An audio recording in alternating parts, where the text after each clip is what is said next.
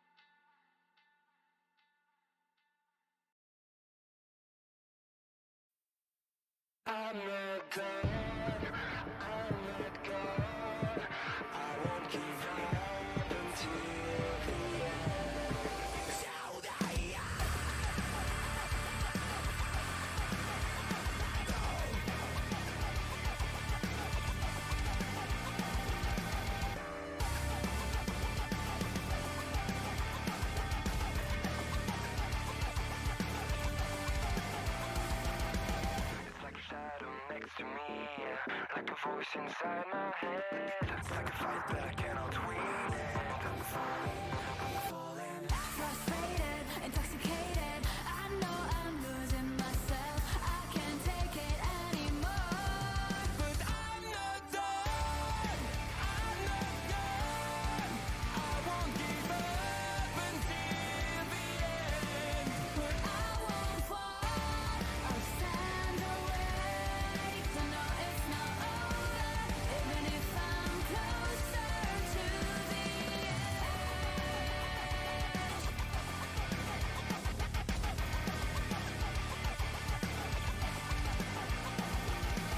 It's like a noise that intensifies, like a wave I'm running from. It's like a hit that brings me down. I'm falling. Exhausted, gonna drop it. I know I'm wasting my breath. I can't fake it anymore. But I'm not done. I'm not gone. I won't give up until the end. But I won't fall. I'll stand awake. 'Cause I know it's not over. Even if I am closer to the end. Inside, just wanna close my eyes. This mess is mine. I know I shouldn't hide. I remember the time when I thought it was nothing. Now I'm scaring myself free. I've been getting closer.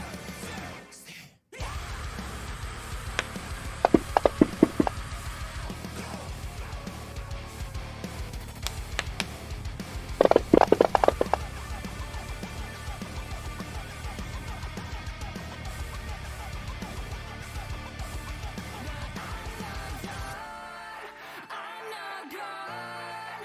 I won't give up until the end. But I won't fall. I'll stand awake. 'Cause I know it's not over. Even if I am closer to the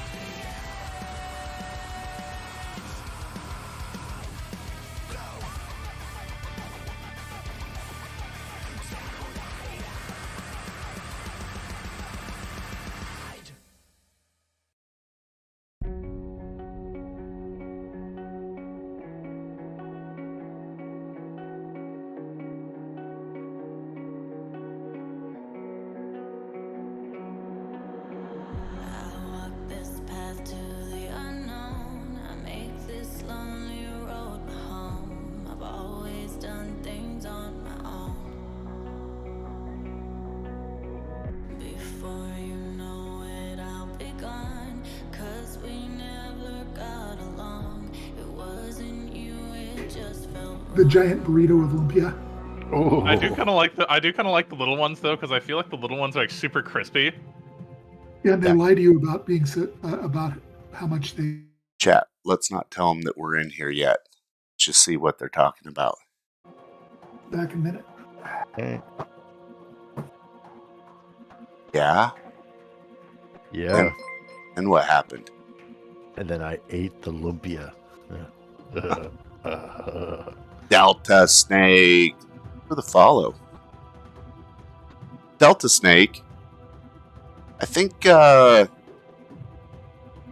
you have a different username before? Thought I saw. Anyways. Hey! How's everyone doing? Hey. Doing Doing well. all right. How about thyself? Right. How are you doing? Oh, I'm fantastic, thanks. I'm prepared to finish stuff. what I started last week and trying to end you guys. I don't know. See, we're going back to the inn. We're gonna be fine. Yeah. I don't mean, know. if you can manage to kill us in the inn, then more power to you, I guess. I don't know. I mean, that's probably the most dangerous place to be. There's that 5D100 rapier sitting in the other room that's going to melt. I'm a practical man with practical goals. You know, what good is fabulous wealth and power if you're not alive to spend it? Indeed. Okay, so all right. Well, hey, Delta Snake, thanks for the follow. Welcome aboard. Okay, so let's see here. Yeah, the TPK that almost happened last week. That was pretty intense. Those of you Yes. who have not gone and watched that yet, you should. It was essentially a 3-hour battle. But I'll let Sam tell you guys all about that after we do announcements and stuff. Shrimp, what is the sound volume like right now? I'm actually showing a little bit too hot. Shrimp, are you there? Hello? Well, Shrimp may have stepped away from the keyboard. you know, they were playing. Grab ass? Well, that's just kind of goes without saying. That's a constant. No, they were playing. Well, we were all playing Project Zomboid, which I'll probably do a stream of, just because I'm sure all of you guys would be thrilled to watch me getting my ass handed to me. That game is fucking hard, man. It's stupid. But anyways, they're probably paying more attention to that because we were all in the server, and then I was like, I gotta bounce because it's time for some paw. Time for the podcast. Anyways, announcements. Okay, so sorry we missed last week. It was for a worthy cause. My son had his graduation from prototype. He's now out of power school, or out of Navy Nuclear Power Training Command. There we go. And has moved to his assigned base, his home port. So we got to go and hang out for a little bit. So that was good times. So anyways, sorry we missed last week. Other than, the occasional one-offs that, because life happens, I think we'll be pretty consistent till the next, set of holidays come around. Okay, so Sauce, since Shrimp is ignoring me, volume sounds okay? Voice, all that stuff, yeah? Sounds good to me. Okay, perfect. All right. Let's see, what else do we have? For those of you that are new to the scene here, you can find us on YouTube at The Podcast. I take these streams and upload them to the YouTube page over there, so you guys can go and watch VODs. VODs are also available on Twitch here at The Podcast. And let's see what else. We've got Twitter at The Podcast. And then also you can send your goofy emails to Paw at thepodcast20 at gmail.com. That is the podcast and the number 20 at gmail.com. And what else do we have going on? Yeah, so Princess, are you there? Yes. So yesterday the Princess threw the gauntlet down. She challenged the boys that they could not accurately draw the female reproductive system. There was context, just for the record, for why I threw this gauntlet down. This wasn't like I didn't just wander into the office and like. No. She just walked in and said, I've been thinking. I bet you guys can't draw the female. She threw down a $20 bucks to these guys. They both seem pretty scared. Sauce and Shrimp, they seem pretty scared. I don't think they could do it. Shrimp, even being the good moderator that he is, he even threw out the concern of that there could be a TOS issue. I guess on Twitch, drawing genitalia is discouraged. Whatever. So Yeah, we're- that's one way to put it. Yeah. yeah. So we're not going to do that. We're not going to draw genitalia. I respect the terms of service, my agreement to stream on through this platform, and I don't want to violate that. So we're not going to do that. Instead, we are going to draw. Well, I'm not going to. Pa is going to help the boys out here with their challenge so that they can win their $20 from the princess. So hang on. Be right back.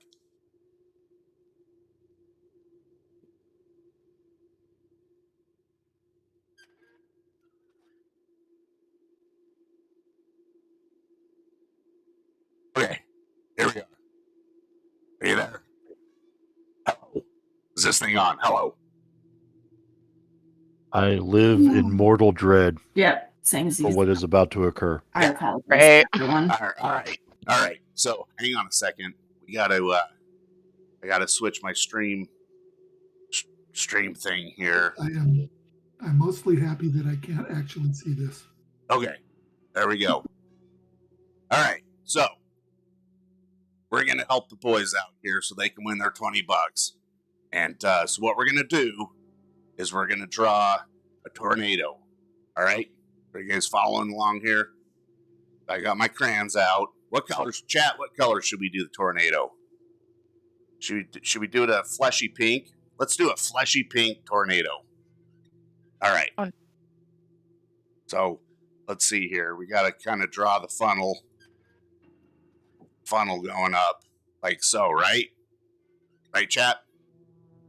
We got to draw like the whirly winds kind of like this, right? Whirly winds. Okay. There we go. All right. Now, this is a pretty big tornado. Like, what are they ranked in? Roz, you should know this. They're like Categories.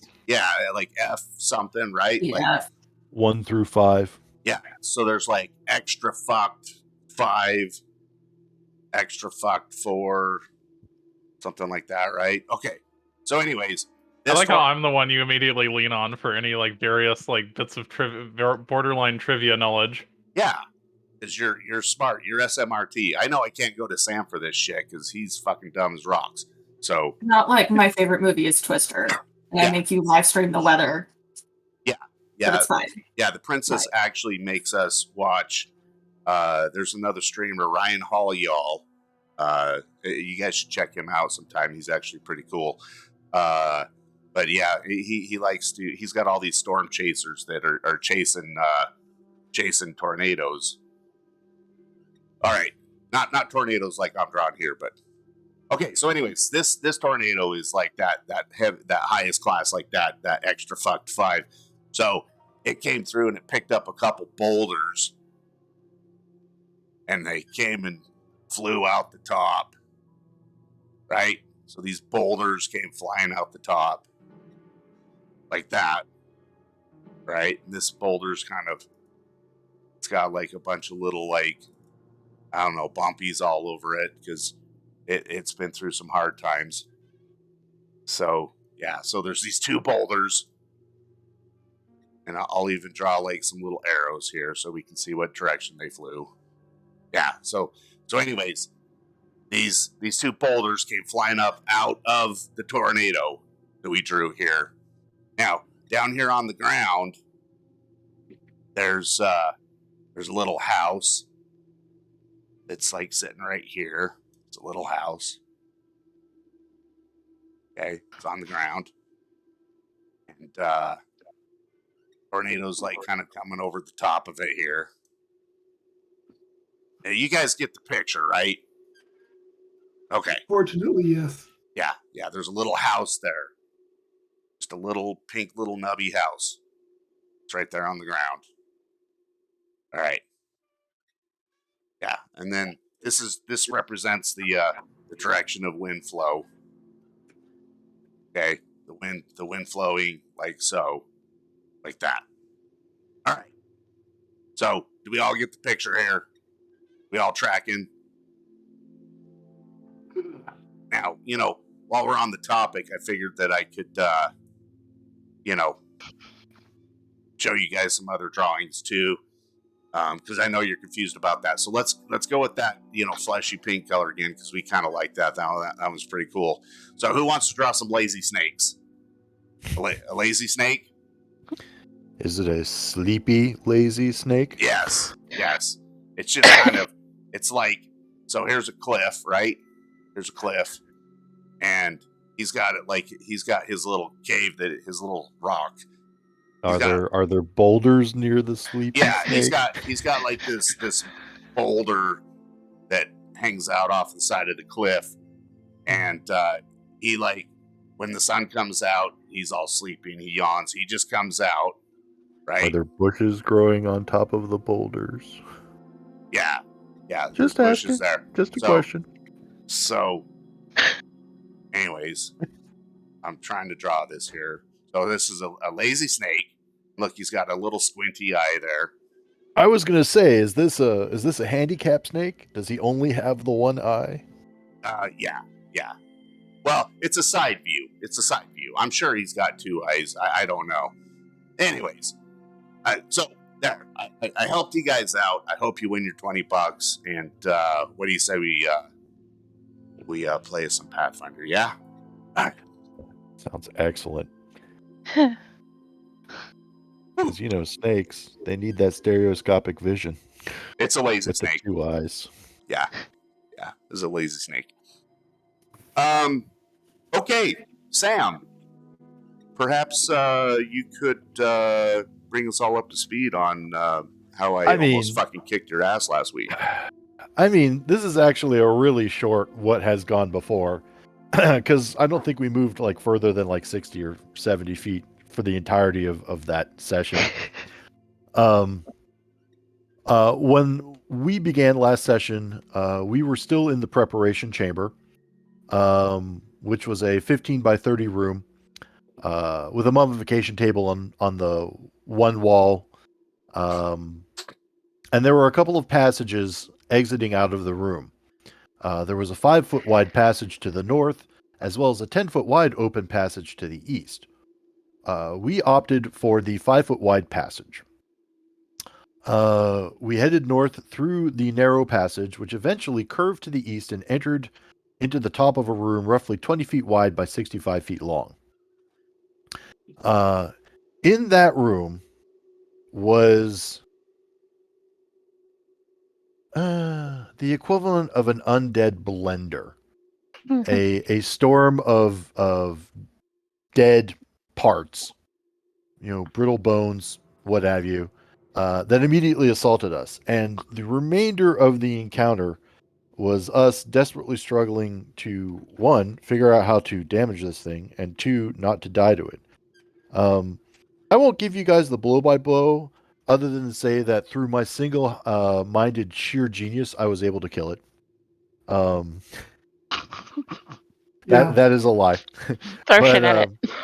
But we spent a lot of time in this combat trying to figure out if we should stay or go, and we kind of did both. Like we were eventually forced out of the room, back into the room we had come from, and we're actually preparing to go up the stairs and run away before we managed to put the kibosh. Yeah, Omega, it was the Shit Kickers 2000 for sure. Stock after that battle, we were pretty severely beat up, and we decided to retreat. Tis better to live to fight another day, and so forth. So we packed up and returned back to town. No wealthier, but certainly wiser. Also, intending to get, since we have a couple more days, intending to pick up some supplies. Well, do we even have the money for the supplies at this point? Like, how I'm much money sure have we got lying Honestly, around? Like, I thought we spent a fair chunk of our finances. Some of us did. I still have a good chunk of monies. Okay. Um, I need to buy some more Healy potions since I force fed all of mine to Cathbad. sure. I mean, and we can totally spend that stuff. I think we'll probably need to wait a bit to figure out what we're going to spend it on. Because we've been kind of struggling. Like, it seems like we're always prepared for the previous fight. Which is a bit of a drag. But definitely, like, there's healing potions are super helpful. Some extra unlife potions for Sylvanta, so forth and so on. Maybe some scrolls for Vasadi. Yeah. Vasadi can use scrolls. Yeah. Yeah. All that stuff is Those useful. actually really help because it means it doesn't prepare, so like doesn't need a spell slot to use the scrolls. So very useful for her. Yes. And they're not, like, for a first or second level spell, they're not terribly expensive. Okay, so yeah, we run from the House of Pantheru with our metaphorical tail between our legs. Yes. And in one case, literal tail. I was gonna say, Catfat actually does have a tail. However, it's not really beneficial to tuck it between your legs and run. That's a dog thing. I was going to say, wouldn't that cause chafing? But, whatever. Yeah, I don't know why dogs do that. It seems to be the wrong approach. You can balance much better when I leaning. get it. I mean, I usually, cover my balls when I'm like taking off running. So, Well, you see, and that's your misstep. When you look at the boulders that the sleepy snake is resting upon, what you'll see is that area is literally like a fractal terrain, the folds of material involved, right? So consequently, that area has an incredibly large surface area, which is excellent for cooling, which is why you should absolutely be running with your balls out for effective cooling, especially if you live in the south. like a radiator. Yes, exactly. That's Holy all I have shit, to say man. about that. Wow, we have definitely started this one off on. This is your fault. Like, I'll own that. Like, I will Yeah. I will own that for sure. all right. All right, so you guys head back into town, and Okay. it is like late afternoon. Yeah, I imagine we're back pretty early compared to most of the adventuring groups. Yeah, I would say it's not even late afternoon. It's like early to mid afternoon. Okay. Because you guys cocktail, relatively early on in this. We didn't get far. Yeah. So what would you guys like to do? Well- I mean, you'd mentioned supplies. So what specifically who's going and what are you looking for? I need to refill my healer's tools. Oh yeah. Yeah, I would recommend maybe Hylia and Catbad handle the shopping on this trip. I have a fairly comfortable number of silver, but I don't have that many gold.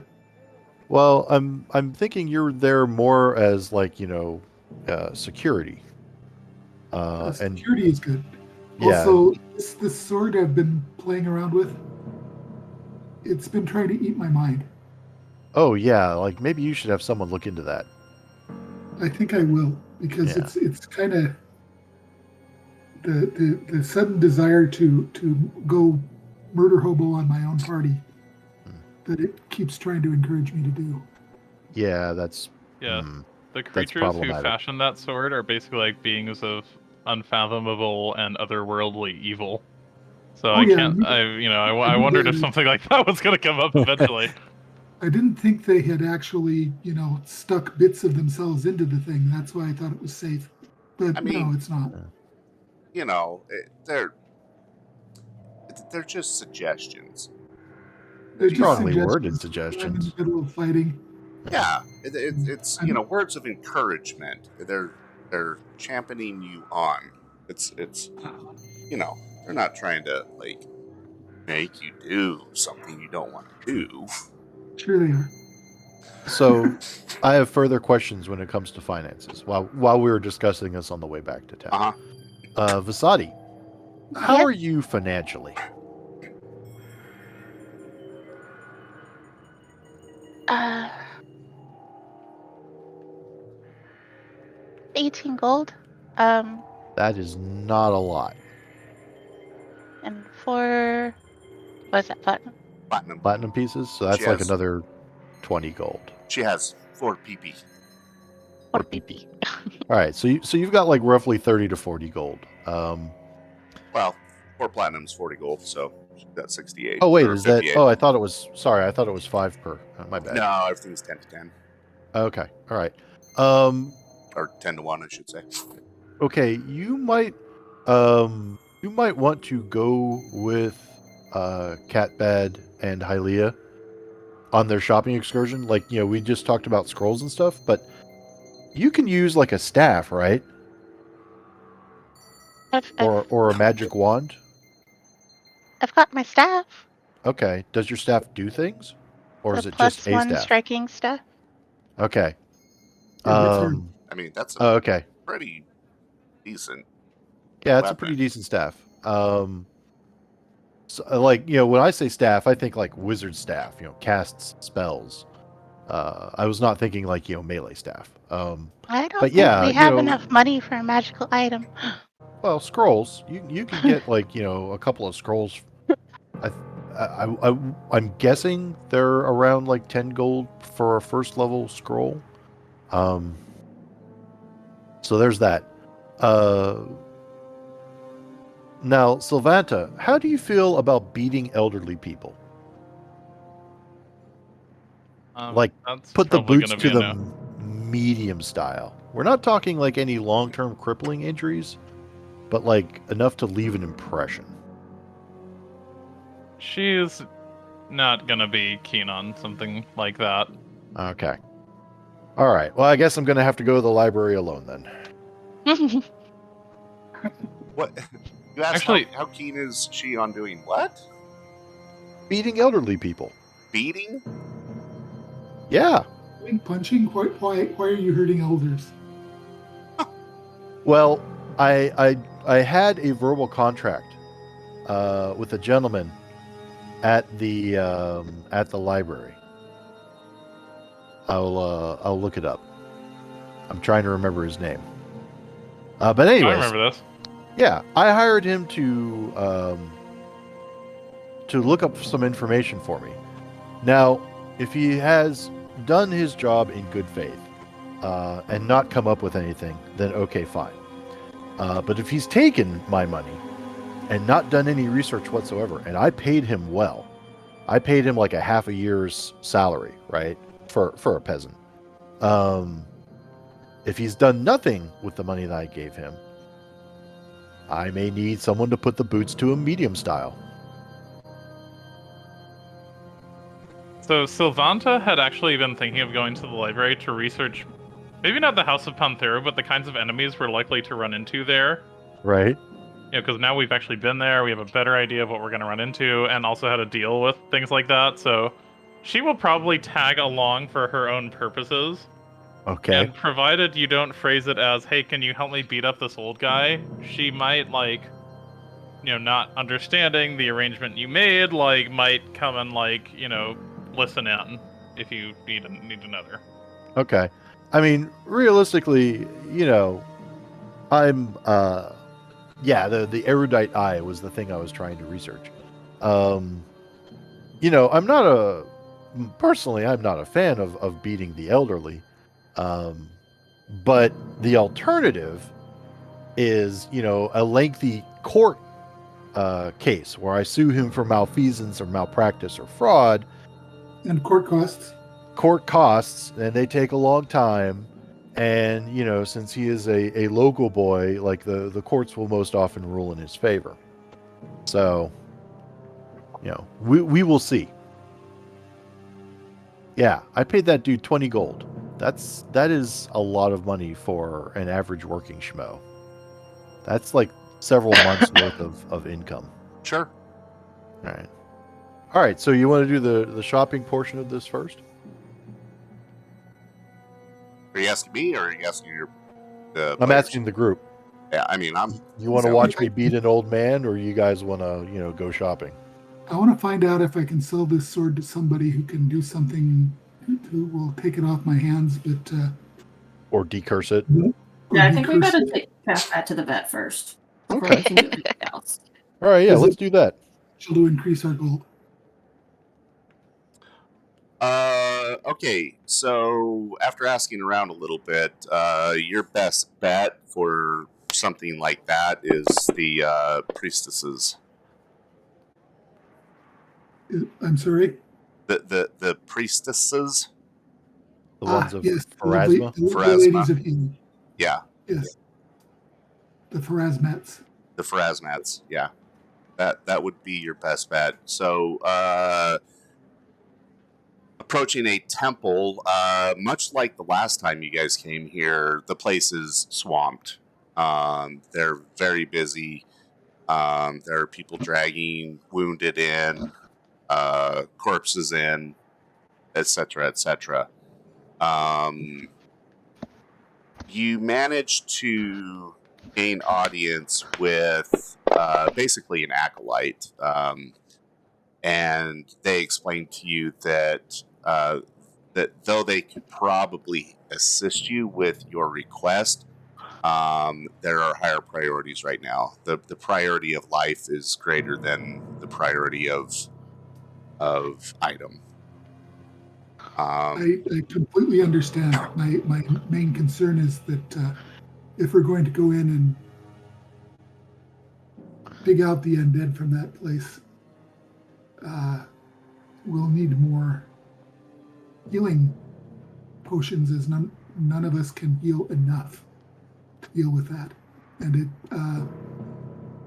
if I can either detoxify this sword or sell it to somebody who can make it be more obedient, that would be wonderful, because then I can afford to buy more healing potions. Yeah, I mean, he looks at you and is like, you know, you're welcome to, you know, sell it if that's what you want to do. As far as us helping you to remove the elements from the sword that concern you, again, that would have to wait until a later date, probably after this whole fiasco of tearing up the necropolis is over. Exorcism is time consuming. I understand. Yeah. As far as heal potions, there are alchemists in town that he is certain would be able to assist you with that. Though he has heard from the other groups that are coming in asking for high-level heals and whatnot, that the supplies have been tapped very heavily over the last couple of days. Quick interjection, if I may. Alchemical potions are not magical. So, you would not go to an alchemist for those. You would go to like a priest or a wizard. Okay. Just saying. Okay. He looks at you and healing says, is a different question. sounds like you know what you're doing. The question is, do they have alchemical healing, and does it work well? I mean, there's, you know, according to your friend here, there's alchemical healing, there is magical healing. It's not something that we are dealing with here right now. You know, I think I recall seeing you guys here a couple of days ago. You brought in a comrade with some grievous wounds. You know, that took a priority. We assisted you with that. These are kind of low-level requests that our ladies are taxed right now. They're 100% taxed.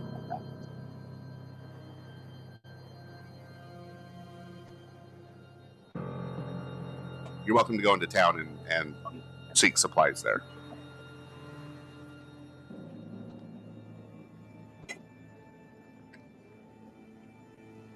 Understood. So, Well, what would you guys like to do? The elixir of life can do minor healing, and it does do that. And we do have I do have one of those in my pocket. It actually, my understanding was that it gave heal over time, and it was lower volume and so on. The elixirs operate a little bit differently. The elixirs are the ones that are the alchemical style, Right. and elixir of life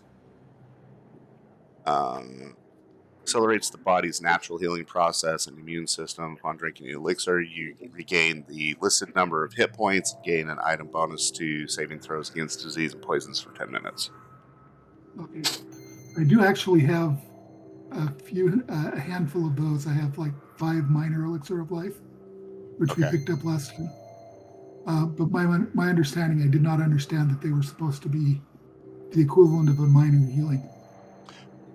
No, so a minor elixir of life restores 1d6 heal points and gives you a +1 to save throws against disease and poison for 10 minutes. Right.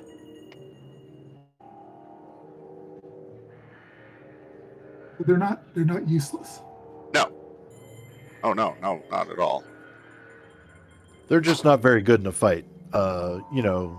If you're down a lot of hit points, it's not really going to help you as much as like drinking an actual healing potion would.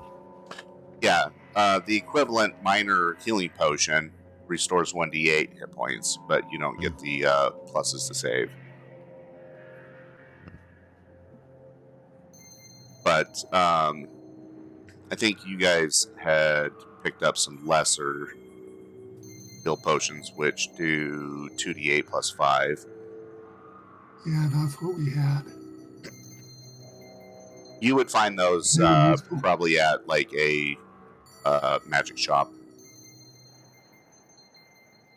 It's possible that they would be carried at an alchemist shop too. I mean, it's a common place for all things liquidy and whatnot. A lot of times they'll bring those in and stock them just because there's people that are looking for stuff. So they'll push their alchemical items first and then kind of save that as a backup. Do elixir of life do any kind of positive energy, or are they actually? No, it affects the body's natural healing process. So those would be safe to give to Sylvanta. Was having this conversation was this Chris last time we played? That what? I was talking with one other member of the group, and they noted that. Oh yeah. Or what can heal Sylvanta? Right. Yeah. Good berry and elixir of life. Okay. Because they do not use positive energy. Okay. Okay. Well, in that case, I'm even more happy to have the elixirs of life. Yeah. Okay. Next level, I will be able to craft a better elixir of life, which will dramatically improve our ability to recover. But we're not there yet.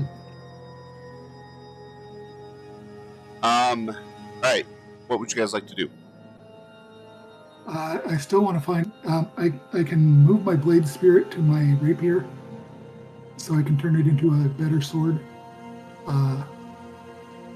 You want to. I'm sorry. You want to move what now?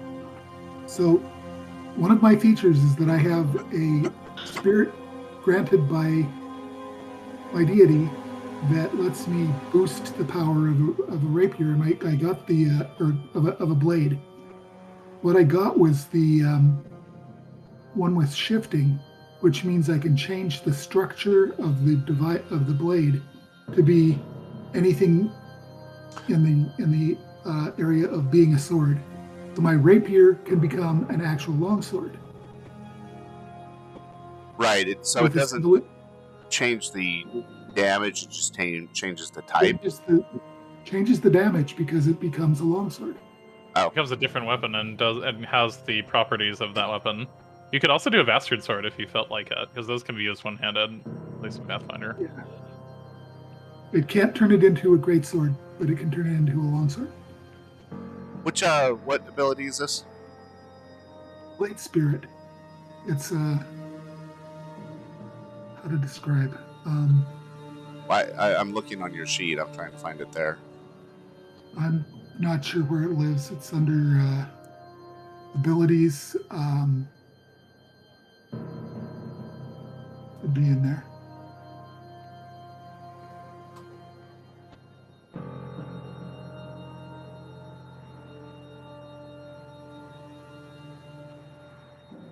Fine ally blade. Bottom of my class abilities stack.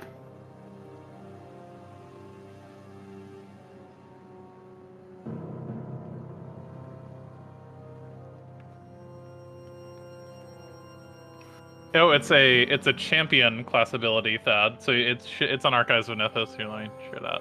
Yeah, no, I've got it pulled up here. I'm just looking at it Okay. fast. So, Spirit of Battle deals with your armaments, like one weapon. Interrupts it. Mighty blows. Item gains the effect of a property rune. The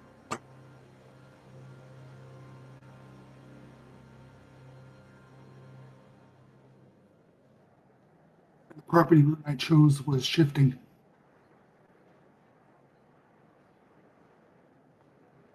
Which I believe is not something I can change easily. That's actually Looks- really useful, honestly. Like you can do it once per day on prep. Yeah.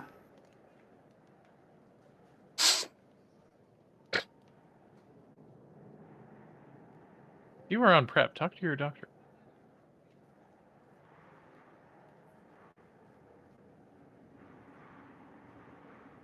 Something transformed sword for longer than 4 hours. Seek medical attention. There's also, if it's something I can do on a daily basis, I could also make Ghost Touch be its thing, which might be more useful in the room full of undead. Because that, I believe, that lets it hit undead. Be careful planning for undead. Yeah, I've found that out. If we expect undead, we'll get swarms of animals. If we Yeah. expect swarms of animals, we'll get undead. Yeah. It's like the gods of the afterlife are listening and don't want us messing around in those tombs. They are cruel and capricious. Okay. So it doesn't actually.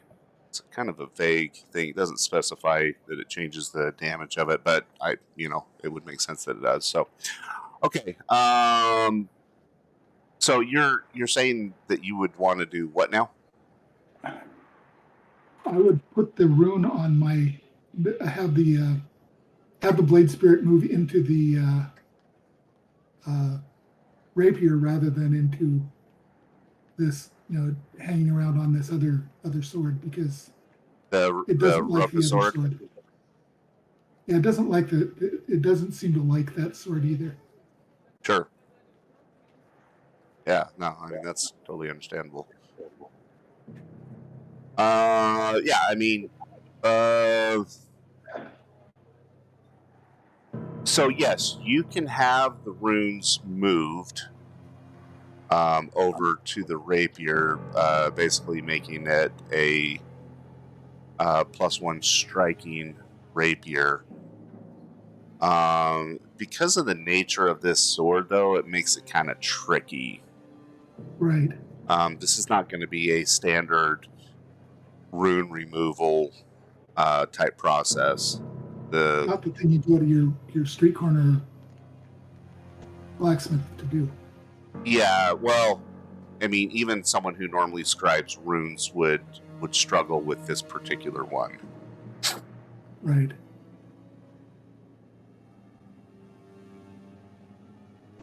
On the other hand, they might learn the rune and then describe the other one if they know the more common one. Well, so they know the runes of striking. They know the rune of adding a +1. That's Weapon not potency. the potency. That's not the problem. The problem is that basically you can hand that sword to one of these guys and they'll be like, oh yeah, I can totally do this, and then you're going to come back and they're going to say, yeah, so I ran into problems, unless you find like a high level dude to do it. Right, because it's a nasty high level creation. That's entirely understandable. And I probably would expect it to be difficult.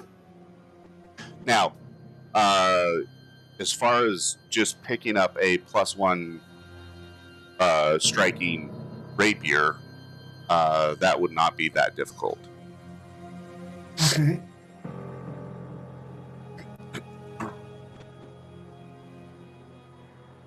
So I will find out if I'll nose about and find out what I've got. Yeah. So, make me a. I don't know. How do you want to go about trying to find this? Are you gonna want to like ask around? Or are you gonna search around? What's your process? I should by now have befriended one or two people who sell swords and things with the previous roles we were getting in here. Okay. Remember also that we have, like, at our various taverns, when we've, like, talked to people, like, we've seen magic wielders. If that's the kind of thing you're looking for, like, we might, they might not be here, they might be on their adventures right now, but, you might be able to go to a tavern and, like, say, like, hey, do you know someone who's, like, a skilled enchanter, like someone who can work with things like this? Just to, that's one possibility you could explore. Yeah. A +1 striking is not. It's not like completely commonplace, but it's not uncommon either. So, locating a +1. Now, rapiers aren't as common. They're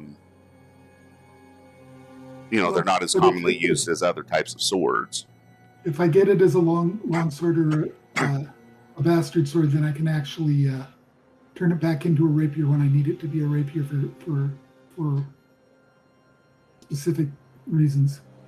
Yeah, isn't your deity's favored weapon the rapier? It's my deity's favored weapon, but I don't need it to be the favored weapon all the time. Okay. Well, I mean, it has no mechanical effect as far as I can tell. It has a roleplay effect. Right. Okay, so you locate a weapon shop, and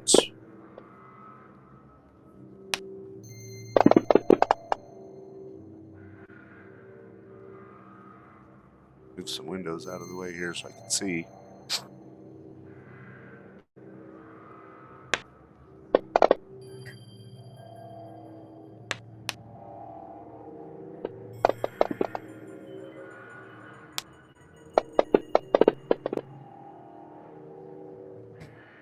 Okay, Roll if you wish. there is a +1 striking longsword that is available for sale. Okay. Negotiation time. Okay. They are offering. And I will offer to trade alongside with the amount we pay. I would offer to trade the evil weapon with the full knowledge he disclosed that it is kind of an evil weapon, and it this makes me uncomfortable to use. Okay. So the offer is 150 for the sword, and it's like, yeah, let me take a look at this sword of yours here. Yeah, let's take a peek at that.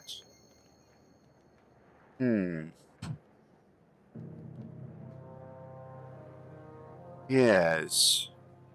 Well, this is interesting. Where did you find this?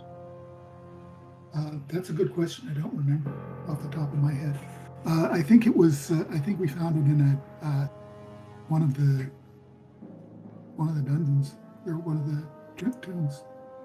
Yeah, this is very old, this sword. Very old.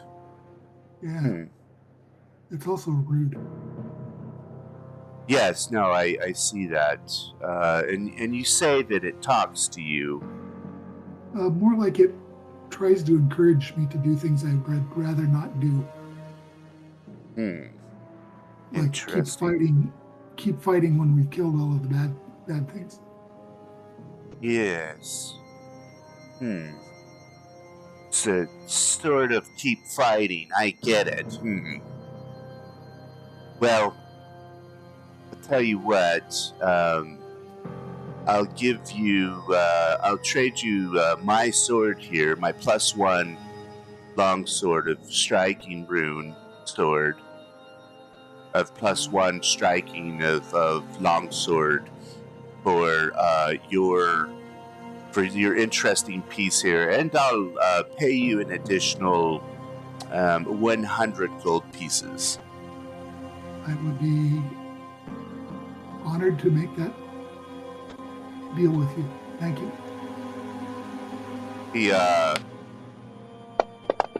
And yes, I understand, but it's a bad situation we're in, and I don't want to waste his time being an argumenter. For a minute, you see like this look of kind of shock and surprise on his face, and then he quickly like kind of covers his reaction and quite quickly like takes the sword and hands you your 100 gold and hands you the other sword and it's like, fair deal. It's a fair deal. Yes, thank you. So he paid me 100 gold for this. Yeah.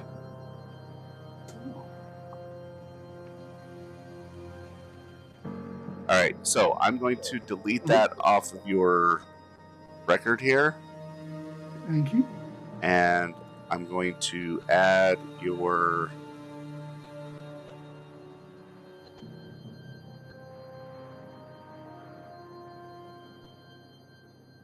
longsword.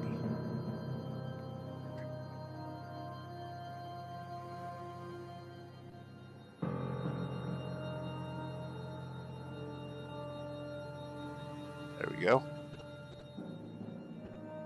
All right, and then your actions. Yep, it's there. Okay, you are set. Excellent, thank you. You'll have to add your 100 gold to your sheet. I didn't add that. We'll have to. I beg your pardon. I didn't add the 100 gold to your sheet, though. You'll have to do that. I did that. Okay, what else would you guys like to accomplish? Well, Vasadi is with Catbad, right?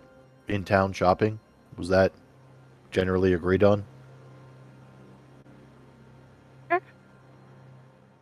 Okay, so how about we do you next? You've got shopping to do. Shop it up. Sadi, what are you looking for? I wanted to refill my healer's tools, and I guess I'm looking for scrolls. Heal potions and scrolls. Okay. Healer's tools and scrolls. Oh, healer's tools and scrolls, not heal potions? And I don't think I have enough to get like a scroll and a potion, so I've got a potion. I'm fine. Catbad's with you. He's got 100 gold. Yeah, I do. So How much are the heal potions costing us? a heal potion or the heal scroll? Either. Okay.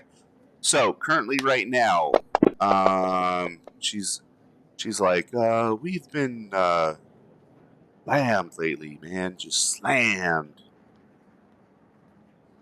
So don't have a whole lot in stock, but here's what I've got for you. Over here, I've got this really nice potion of healing. This is what they call a greater healing potion. This thing will just rev your engines, let me tell you. That'll be 600 gold pieces for that. You said you're looking for scrolls, right? She's like, as she's like saying this, she's like really carefully watching your reaction as she says the number. Like, she's like 600 gold, and then she kind of looks at you to see if you, how you take that. If you're like, no big deal, 600, or if you kind of like, if a couple of like deer pellets like fall out onto the floor, Yeah.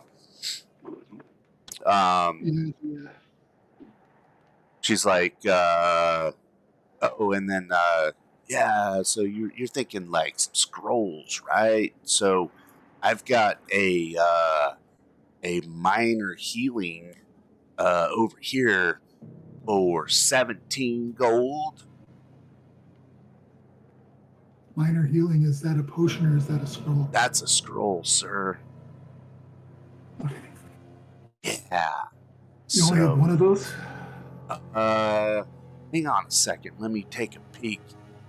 She disappears like under, behind her like countertop there, and you hear her like kind of rustling around in the cupboard, and you hear the sounds of like paper and whatnot, shuffling about. And she's like, "Oh, today's your lucky day.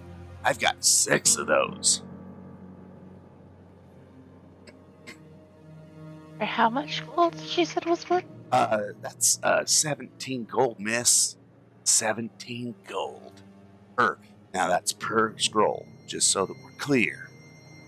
Right, and there's too much going on to be asking you for a discount for volume, because obviously. She's like, Well- how much are you planning on spending? She takes a couple like drags. She lights up like this ridiculously long. So she's smoking some kind of like rolled up leaf. You're not sure what it is. And she's like, how much are you planning on spending, my brother? We could buy all of those. Ooh. Okay. Given what we were facing in the hole in the ground. What you thinking then? So like right now, hang on a second. She pulls out, this abacus looking thing. She's like, so right now we're looking at so about 108. So what are you thinking? It would be best if we would be able to buy more if we could get that down to like 90. Are you thinking some? Of course, we can always discuss other. She's like, my brother, got yourself a deal. 90 gold it is. And that's 6 scrolls of minor healing. Yes.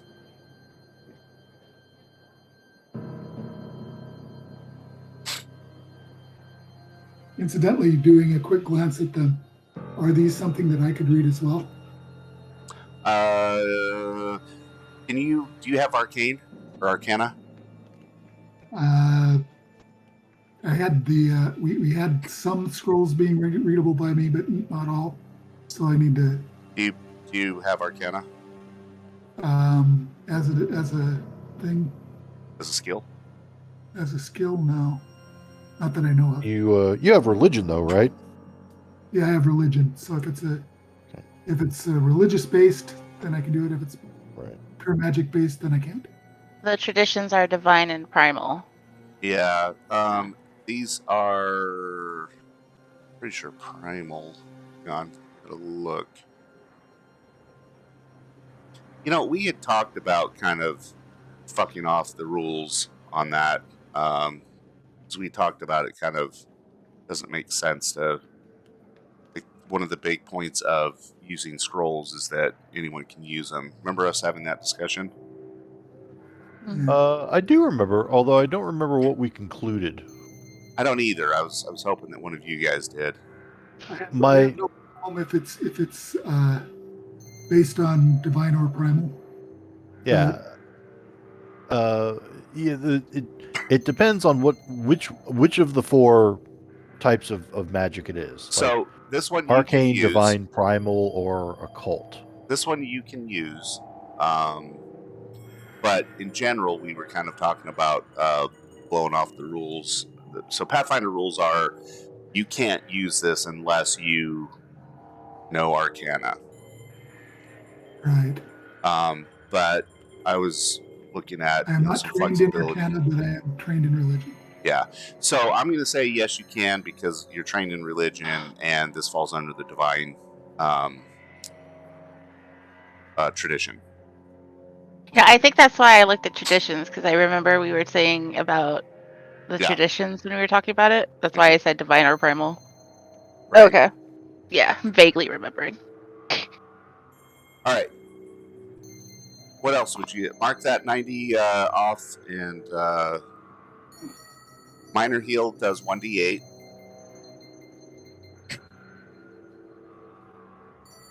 So you want to put those scrolls in your inventory. Just type it out. So 1d8 heal scroll times 6. There's no encumbrance on it. Want to carry those, Sadi? Yeah, if you want, I'll carry them. You guys can split them up or whatever. Or we can split them. Yeah. Visadi, you can replenish your healer tools for 5 gold.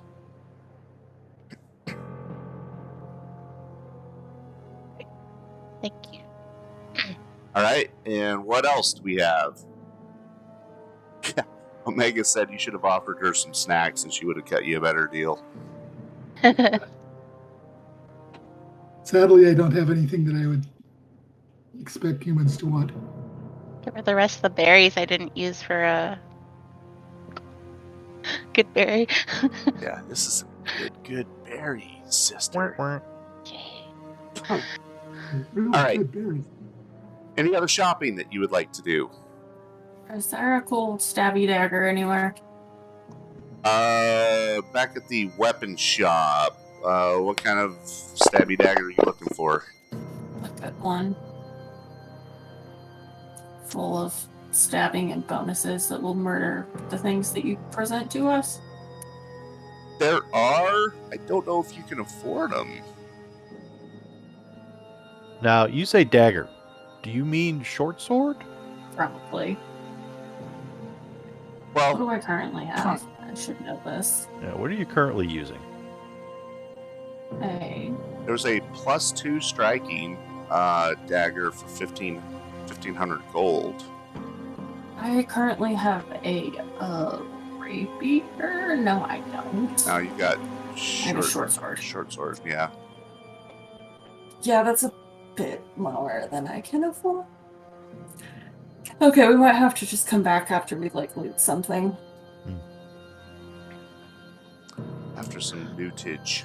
Mm-hmm. Okay. Okay, fine. Anything else?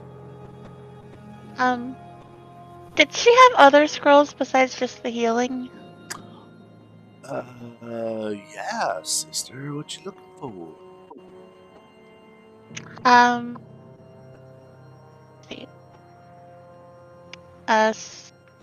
If you have any scrolls of cure disease or anything that can help with that kind of stuff.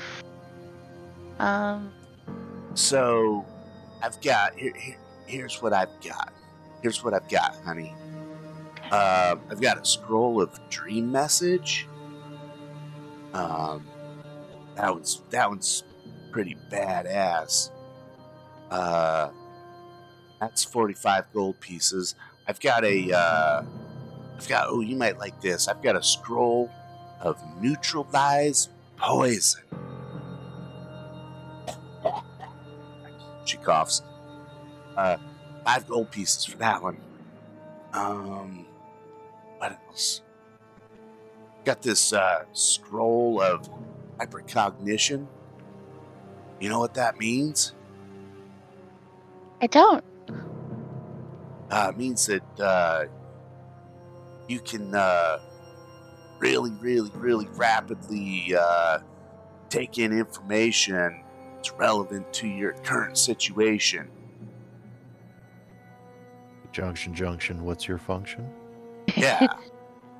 In It's game basically mechanics, that it means wonderful that skill that our friend has. in game mechanics terms, you can instantly use up to 6 recall knowledge actions as part of the casting of that spell. I will buy that for you. You said 5 gold? No, sweetheart, no. Wanted to see how high she was. That's 45 gold pieces. Oh. Can you meet me somewhere in the middle? 45's a little bit much. See, we kind of just got our asses handed to us. Yeah, I'm struggling. I don't know much about that. Sorry, but what are you thinking? What's your offer? 40, and I will throw in some rare candles. I have no negotiation skills in real life or in this game. Yeah, make me a negotiation roll. What kind of candles? I don't know. It's just rare candles. I don't even remember why I bought them. Is that diplomacy? Yes. Yeah, you bought those from Timothea or whatever her name was. Oh, look at that. She's like, 40 gold pieces, and let me see these candles you've got. Oh, honey. Hell yeah, you got yourself a deal. Great. All right. Will you give that to Vasadi? Yeah. Thank you. What's the scroll of what again? Of Hang on, I'll drag and drop it into your.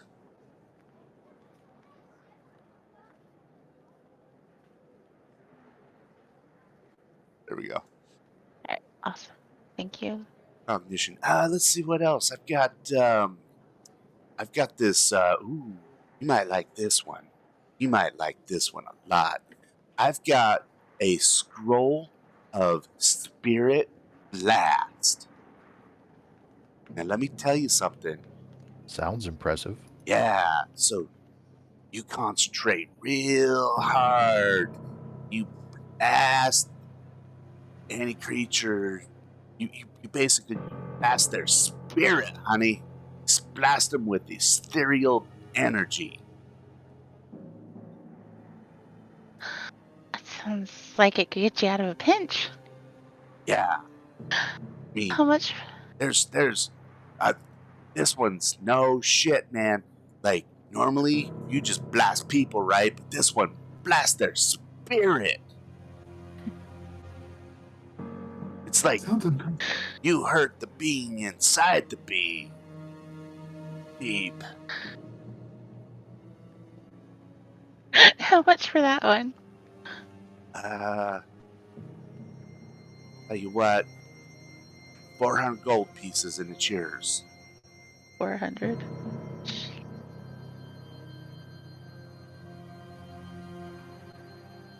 What are the mechanics of that? Deals 16d6 force damage to a creature's spirit. Because Spirit Blast affects a creature's spirit, it can damage a target projecting its consciousness, such as via Project Image or possessing another creature, even if the target's body is elsewhere. Nice. Possessed Oh, it's a creature ghost isn't the possessed creature isn't harmed by the blast, but the spirit that is possessing it is.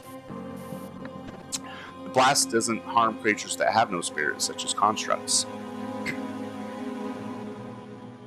So that's basically a ghost grenade. Yeah. It's a Ghostbusters tool. Yeah. Don't cross the scrolls.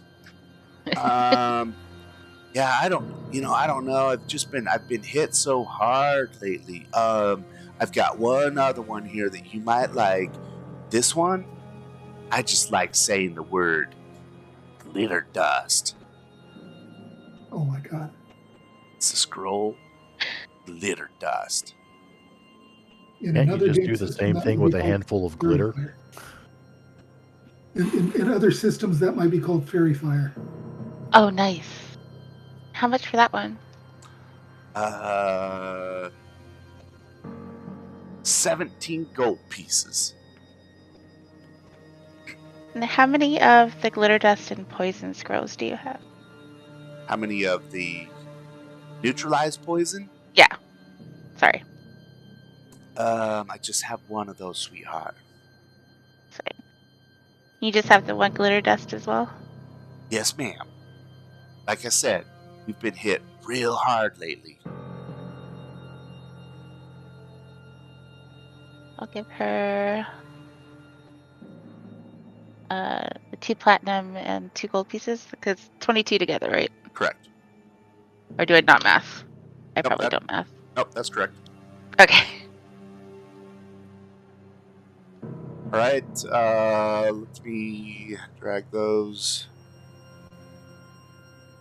over to you. Glitter dust. Neutralize poison.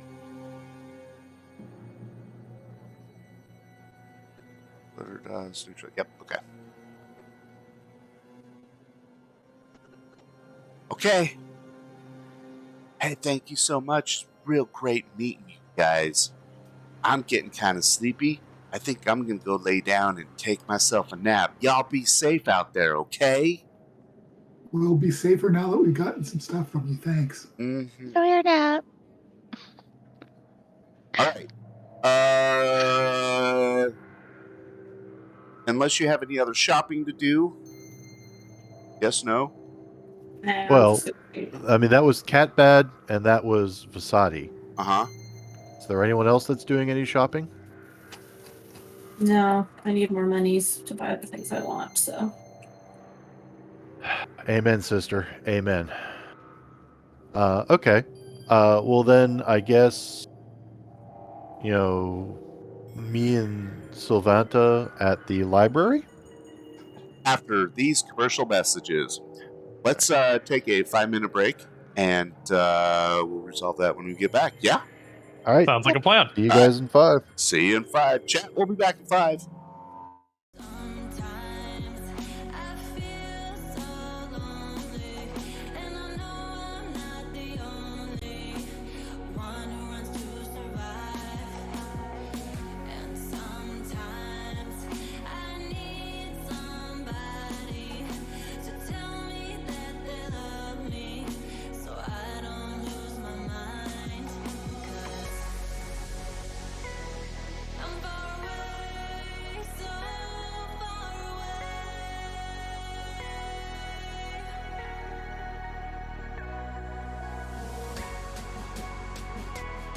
I'm far away, so far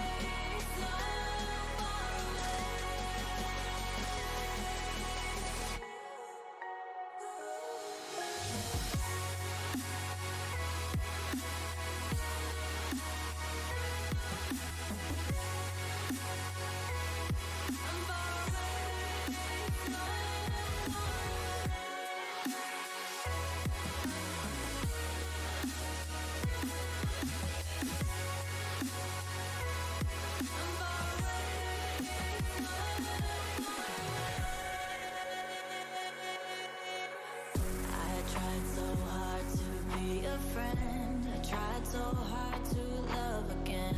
But things, they just don't happen so easy. Every time I give my heart away, something always seems to get in the way. So I just tend to be on my own.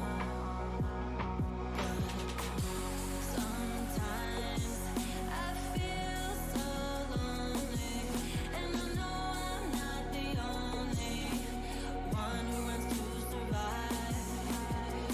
And sometimes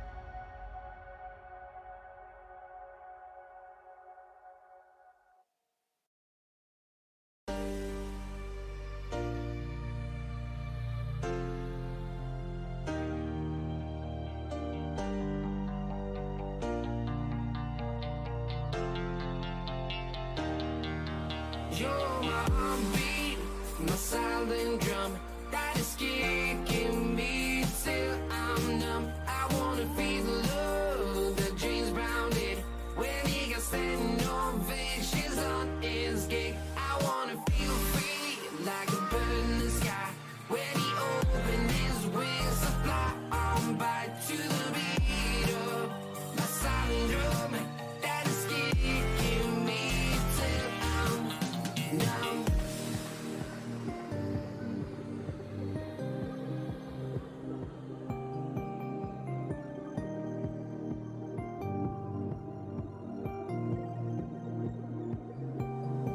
I wanna feel free like a bird in the sky when he opened his wings to fly on by to the beat of my silent drum that is kicking me till I'm numb. Oh.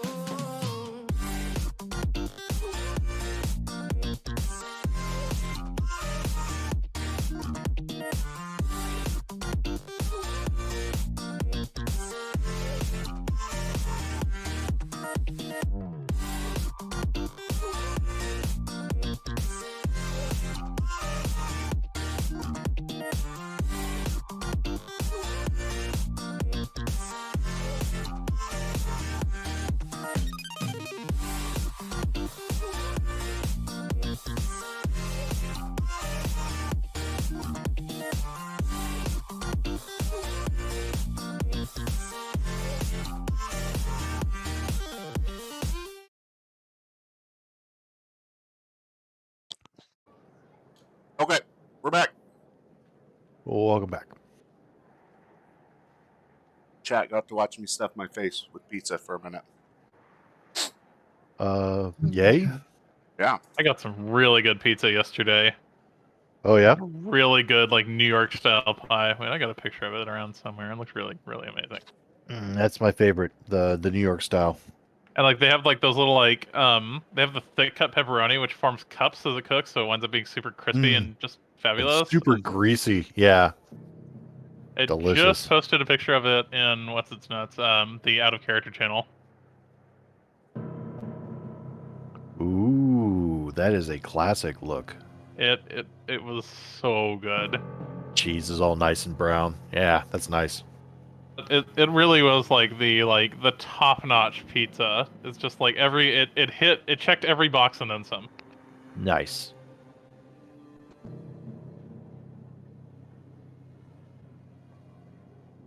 I am a fan of a tasty pizza. Can't eat it as much as I used to. That shit'll kill you, but it is yummy. Yeah, it threw off my blood sugar the other day when I got a Right. good pizza more at once than I should have. Yeah, like I mean, you can have like 2 or 3 slices, and anything more than that, and like your blood sugar is wrecked for the day. Yeah. Oh, that is pretty.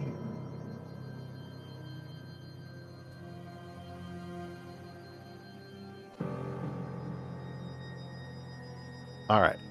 So, library?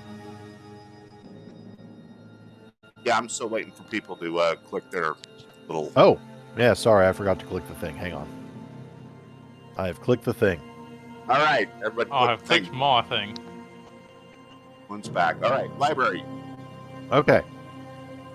So, when last we visited the library several days ago, I hired an elderly gentleman to the exorbitant sum of 20 gold pieces to do research on something only known as the erudite eye.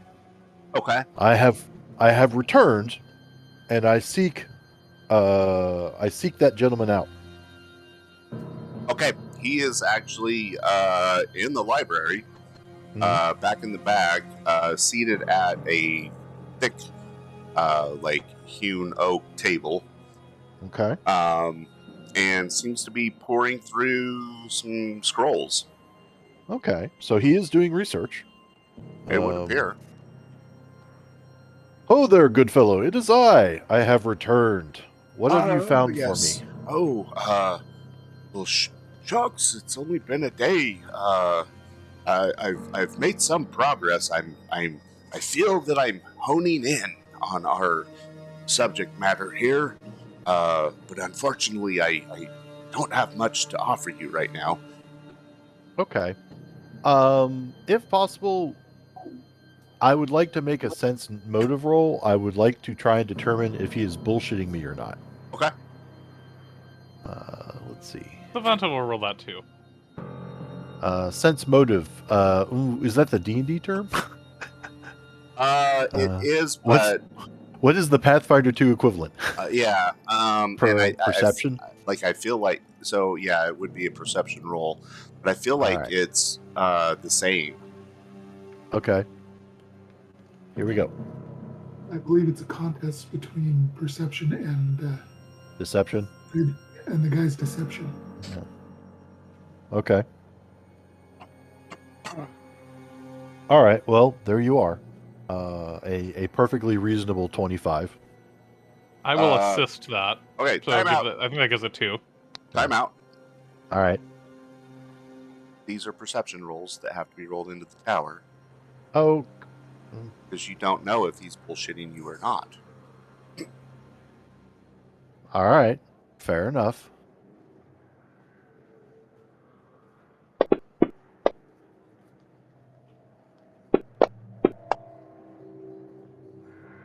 Okay. So as you're talking to him and watching his response, you're looking like you're trying to assess if there's any odd body language, like signs of nervousness. Provocation, stuttering, Yeah. Yeah. And from everything that you can tell, he actually seems to be genuinely sincere and working towards what you have paid him to do. Oh, well. In fact, with your perception roll, you notice that one of the scrolls, since you know ancient Osirian,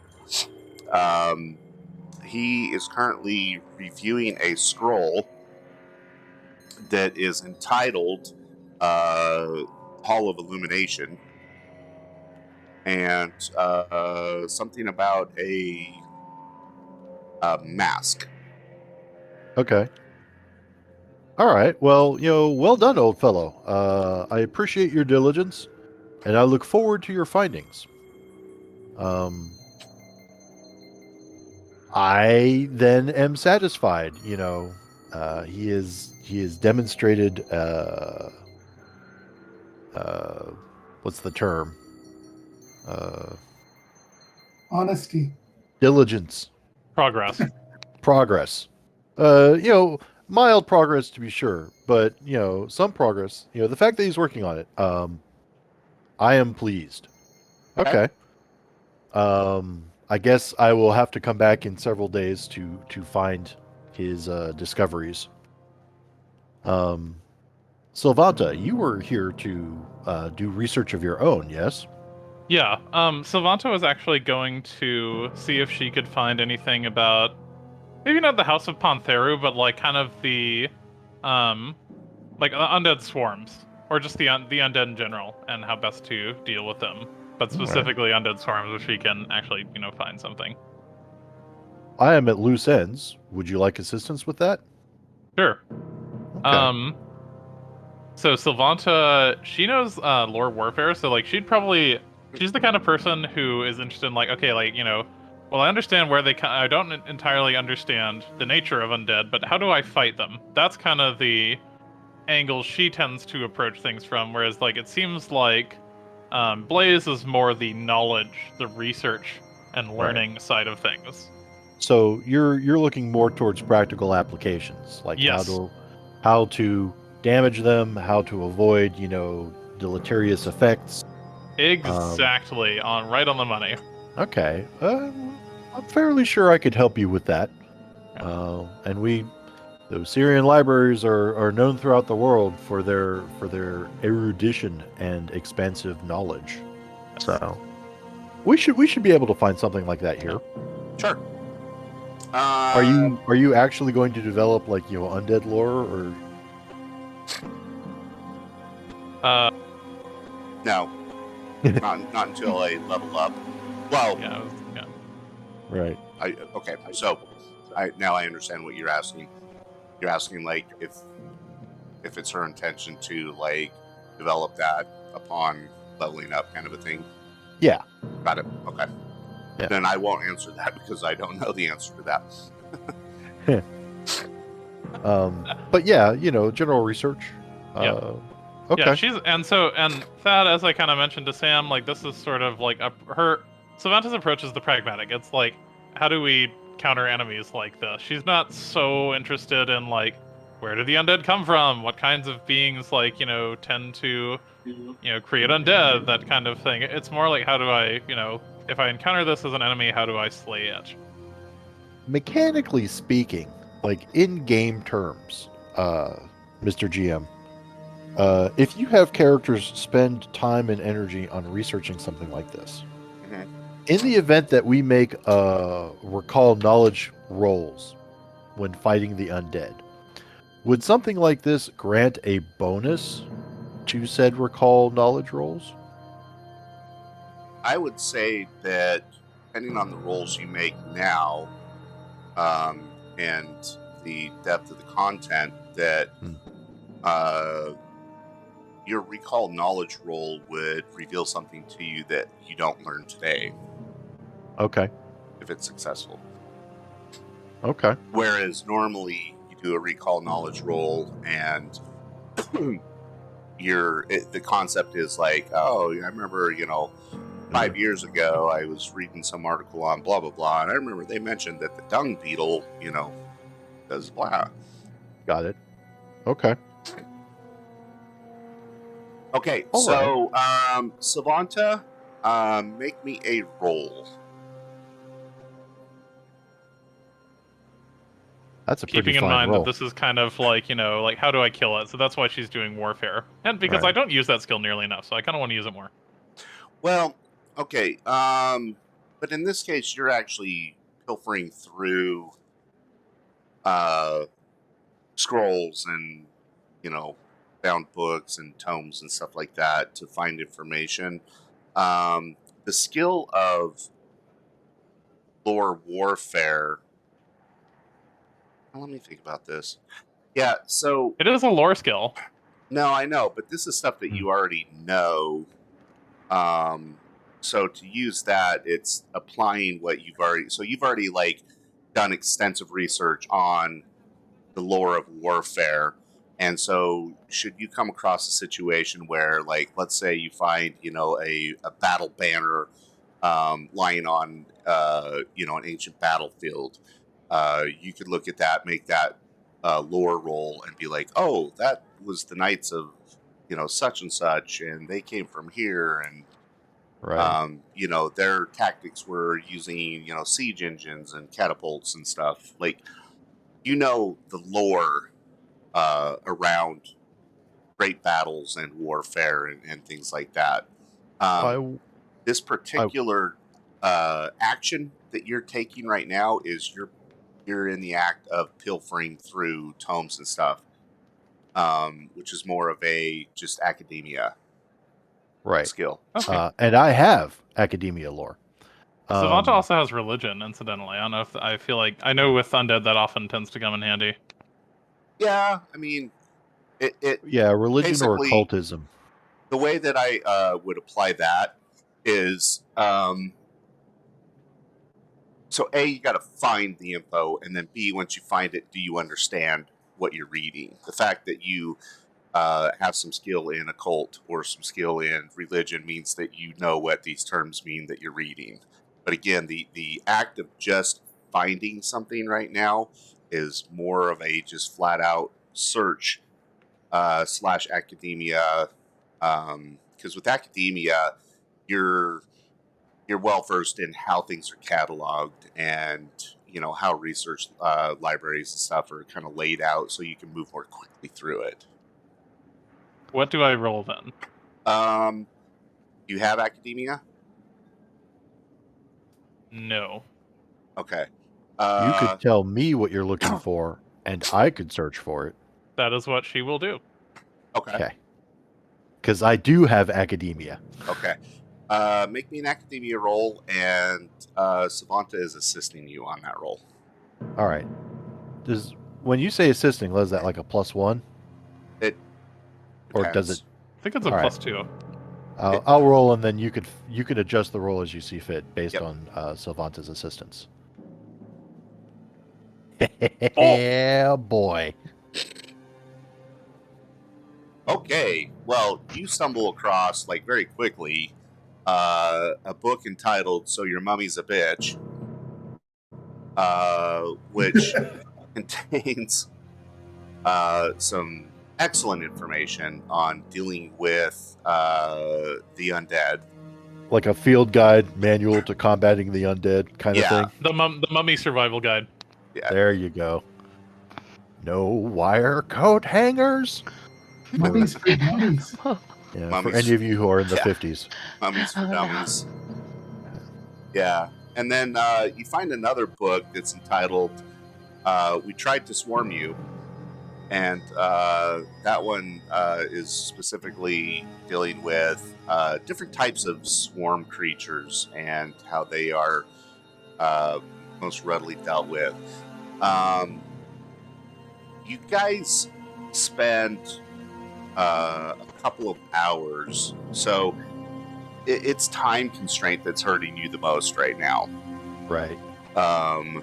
More than anything, but you do discover that typically so undead, there's all kinds of flavors, and there are the ghostly type, there are the reanimated type, which are like your mummies, your skeletons.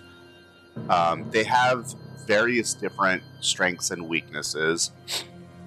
The mummy types are usually more affected by fire.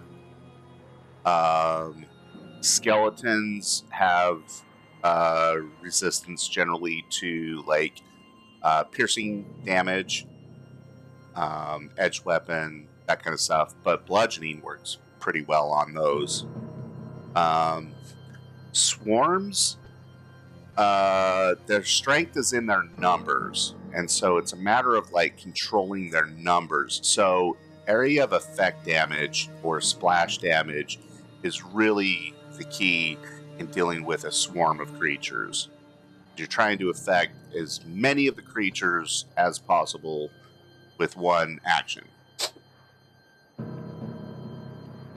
Okay. Now, in libraries, some libraries will offer a service where they will basically like copy a book for you. Okay. Is that available in this library?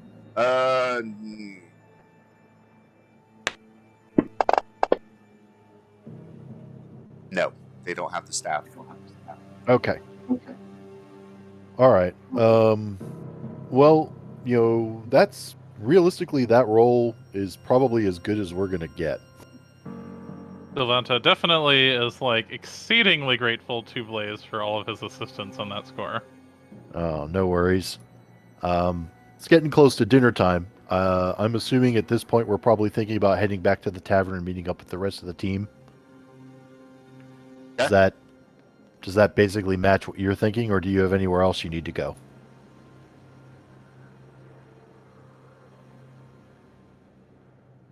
Sylvanta is like, definitely fully of the persuasion that, hey, I'm hungry, let's get something to eat soon. Me too. And getting my ass kicked has worked up a hearty appetite. Yeah. Oh, and also, Catbad had a question regarding our health. Yes.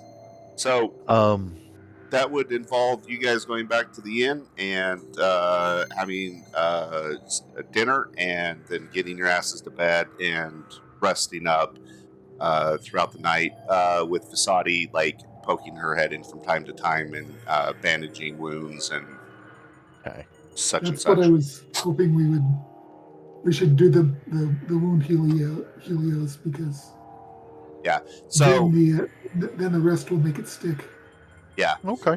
So by morning time, especially with her assistance, you guys are all back to restored health. All right. Do you want to just fast forward back to full health? Yeah, there's no Okay. sense in rolling all that. I mean, Well, I mean, I didn't know if you had like a mugging planned for us or something. Stop trying to inspire him. He's Oh. fine. Yeah, wait. So let's go to those rolls. Yeah. Now, after dinner, if we have an opportunity, um, I have a question for how this city works. Um, do they have a guild hall for things like mercenaries and people for hire? Or is it just kind of like you go to like a post board and people will post, wanted, you know, this or that, you know, kind of thing. Something like that is more located in underground circles. Okay, well, I do have. Hang tight a moment. Catbad, can you hear us now? I can. Okay. There does seem to be like a little like ding in quality. I am noticing that like there's a little bit of cutting in and out with the voice, but it's not affecting me too badly. I was hearing nothing until you just spoke. So Okay. You may need you may be having like a network issue, or you may be having like a Discord issue. I couldn't tell you. I'm not having any issues hearing anybody, and as far everyone's hearing me, right? Yeah. Yep. Okay, yeah. I'm not having any kind of problem on my end. Yeah, I'm you may sure need a it's- restart then. I'm sure it's on my side. Okay. All right. Well, I have society and I have thievery. Um, I'm not actually looking for. I'm not actually looking for like an underworld connection here. Actually, this is more of a high society thing. I'm thinking about hiring a manservant. Okay. And so when one is an adventurer, it is incredibly hard to keep oneself presentable at all times, especially when you're delving into like ancient crypts and cursed tombs and what have you. Sure. So if we have time after dinner, I would like to begin the search for a manservant. I'm not looking for a bodyguard, right? I'm looking for someone What a to valet. tote my parcels, you know, clean my clothes when they're in need of laundering, that sort of thing. Like a Yes. stevedore. Yeah, the military term for it, weirdly enough, is Batman. I was just gonna. No, I was gonna. I was thinking of Batman. Okay, I was one. Yeah. Okay. So problem is in this day and age, you say I'm looking for a Batman, everyone thinks they're looking for Batman. I'm not looking for Batman. I'm looking for Where a is she? Batman. Looking for a Batman. Yeah, maybe someone who's willing to carry my loot while I go flouncing about in dungeons and what have you. So they're not expected to throw themselves in the way of menaces, but they need to be able to defend themselves. Yes, a personal body slave in ancient times would have been the thing. Kind of sounds expensive though. Uh, if you're hiring like a soldier, um, they don't get paid a lot. Like soldiers don't actually make a lot of money per day. Um, you know, so this is someone who's going to be. They won't be soldiering, but there is risk. Um, but anyways, yeah. So that's my plans for this evening. How much damage did you have? I had 14 points of damage. Hylia, no one is looking to acquire a slave. I am looking to hire a person. This is a perfectly above board legal transaction. Just checking. Settle down. It would Actually, be a weird does- plot twist if I tried to kill you, but I don't think we're there yet, so. Well, I mean, like in Absalon, the slave trade was abolished. So no one owns slaves in Absalon anymore. But I don't know how slavery is treated in Osirian. It's legal. Yeah. Oh, is it? Oh, yeah. Okay. You know, Well, there's no point in me hiring or buying a slave because as soon as I return to Absalon, he would just be freed anyway. So, You Well, may as well not just to hire a mention your- freeman. Not to mention your champion does not like slaves Well, or there the you go. institution of slavery at all. So, It's a blasphemy for me. so for legal and social reasons, we will not be hiring a slave. Yeah, so I don't know that you're going to be able to fit that in tonight. Okay.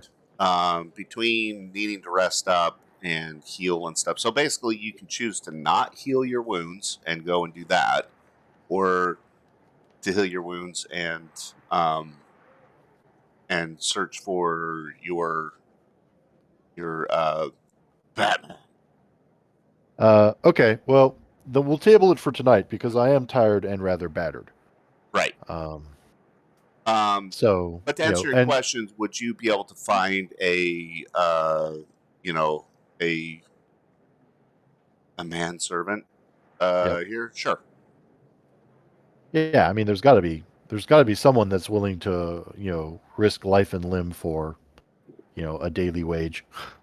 Yeah. Now, are you wanting someone that actually goes into harm's way with you and will fight, or just someone who is like running your errands?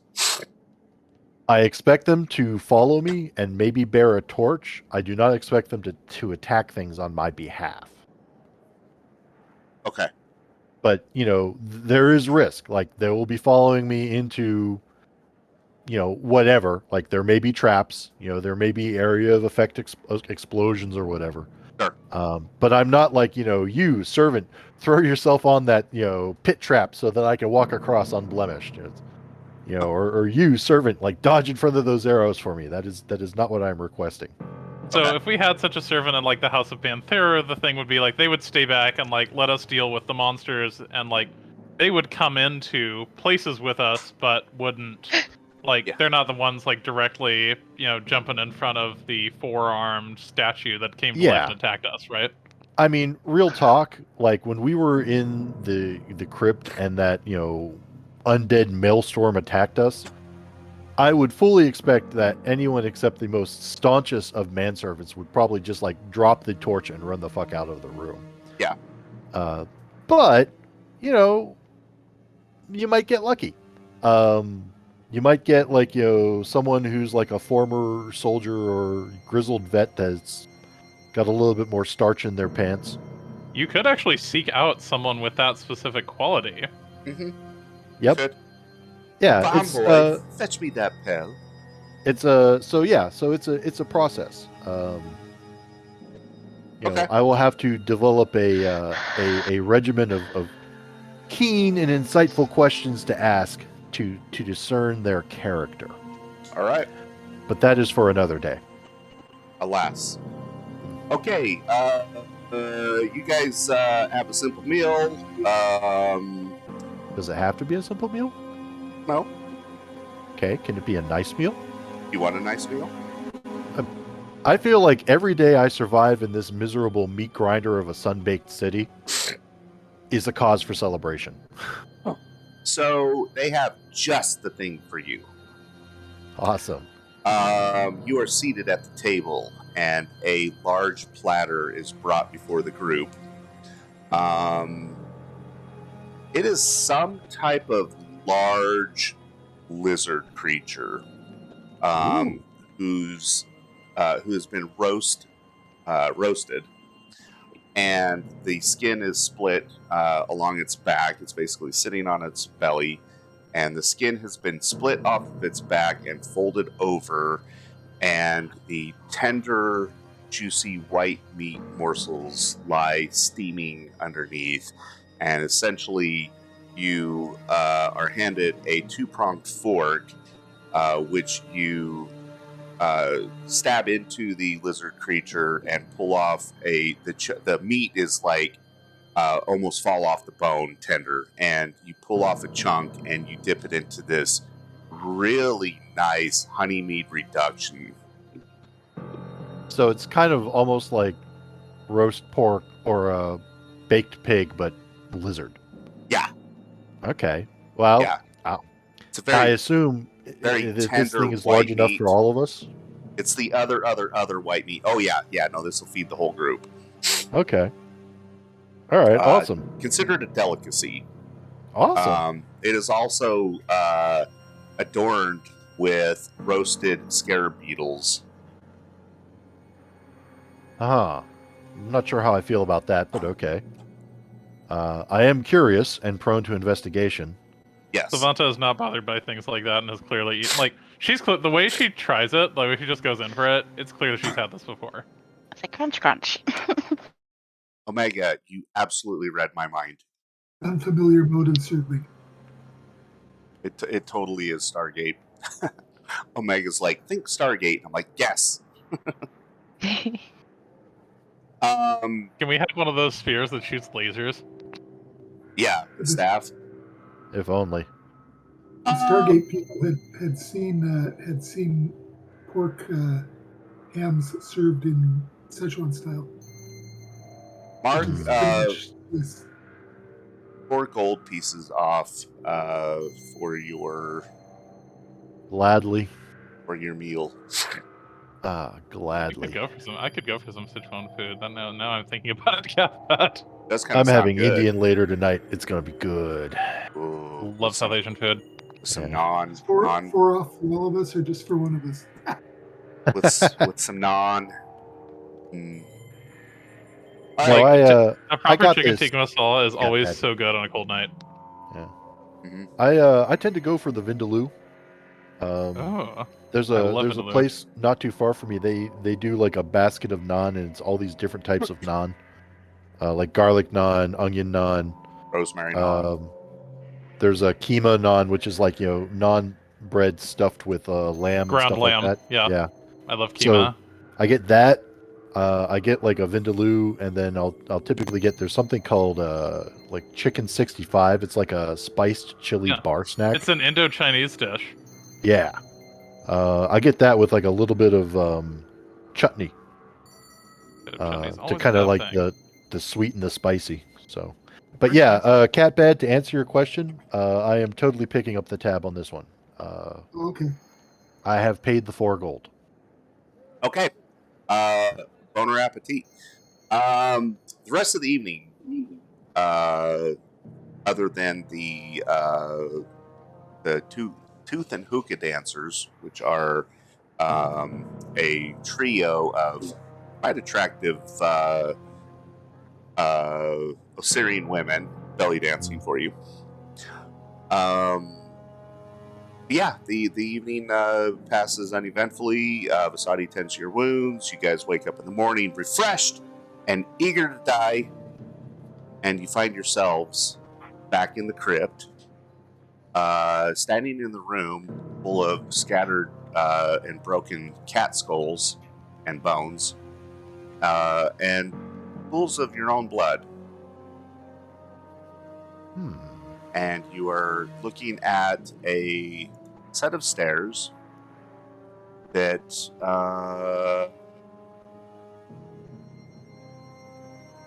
let's see here. Go back and find my spot.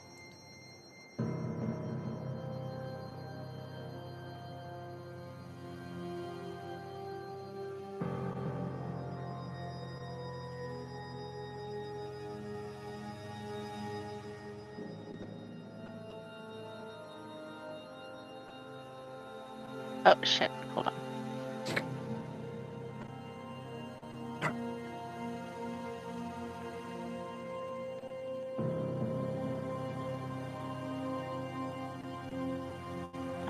Sorry, I'm resetting my spells, so if there's a lot of Sadi things, I'm sorry. There's a lot of like swearing and cussing and. Well, that too.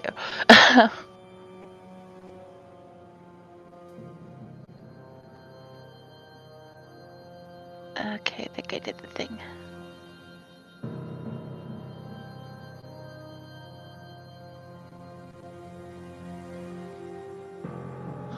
I do not have light, or the light cantrip this time, so I've only got my Wayfinder and our torches.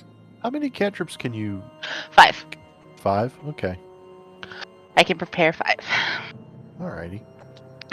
So yes, at the south end of the room, there's a short, wide flight of steps that descends to a set of stone double doors.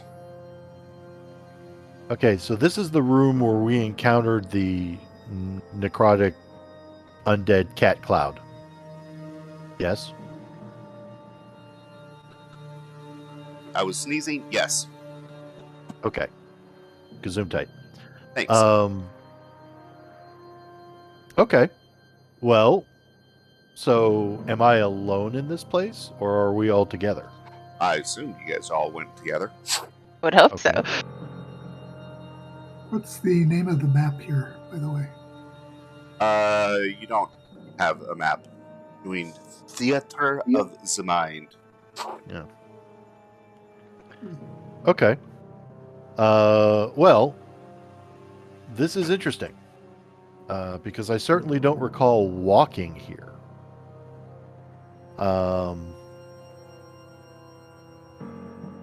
You walked there. I did? All of you did. Okay. It's the next morning. I assumed Oh. that you were setting Oh, back okay. out to finish Oh, so exploring the House of Pantheru, yes? yeah, sorry. I mean, I thought like you were like, like we go to sleep, we wake up and like, or we go to sleep and have nightmares. I thought this was like a nightmare scenario. No. No, This, okay. yeah, It this feels is where like a nightmare. this is where the where you guys left off at the Catnado, Okay. as Omega put it. So let me put a in the morning back to the house of Pantheru. Okay. All right. Well, so there are some unfortunate side effects to that, guys.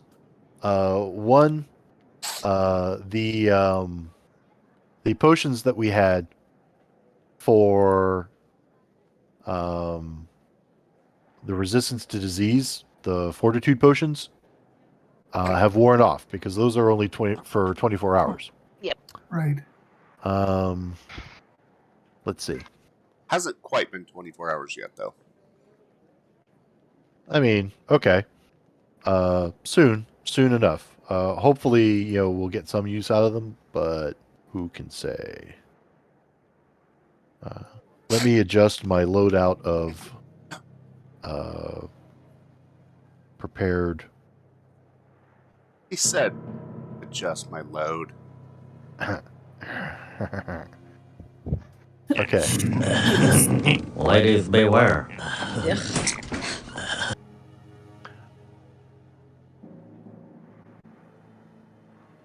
All right. So, I need to read something about my character class. Okay.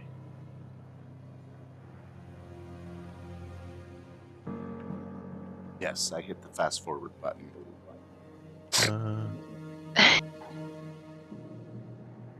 Okay, so I have a number of versatile vials equal to my intelligence modifier. This is in like where in the comic book where there's a little square box that says, "Following morning ... Right. The next day. 12 hours later." Okay. All right. So we didn't get an opportunity to search this room last time we were here. Do you guys want to take a moment and search the room for any kind of clues or indication of Sure. other stuff? Yeah, let's do it. Okay. Stuff and things. Yeah. Mm. It's in Bob's. Like, what kind of furniture is in this room, if any, or is it largely just an open space? So again, it's unfinished. The ceiling and walls are tiled, but the ground is still bare earth. They haven't gotten to the point of tiling the floor yet. Work from the top to the bottom. Yeah, Whoa. yeah, they're hardcore like that.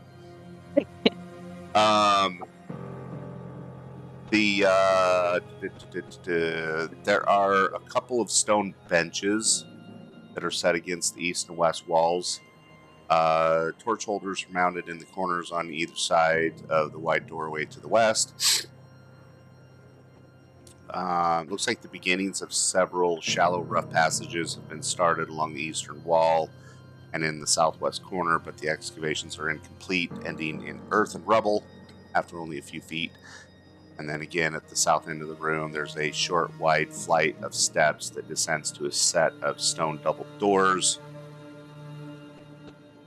which seem to bear the same markings that you've seen previously, denoting the House of Pentheru. This Okay. was downstairs, you said? Yep. Down the stairs Those stairs going down. to a set of double doors bearing the mark of the House of Panther, right? Yep. Right. All right. Remember what happened last time we found a descending staircase? Damn it. Remember what happened last time we found a descending staircase in here? Oh, I very much remember. Yeah, let's look for all sorts of the same kind of trap because Yeah, I am down to make some search rolls. Alright. Let me bust out their perception capability. Boop. So what are you guys searching right now, or searching for? traps hidden. Specifically on the flight of steps. The flight of stairs, it's a short flight. It's only about 5 feet. It's about 10 feet wide, but only about 5 feet like in length down to where the double doors are. Okay.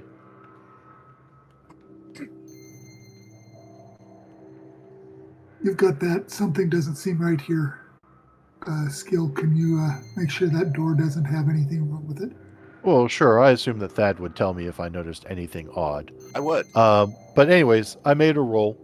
I am checking for traps in the room. I'm not yet checking the stairwell. Okay. You come up with nothing. Capad, you also do not find any types of tripwires or loose flagstones or weird wall tiles. You know, the typical stuff that you're looking for. Okay.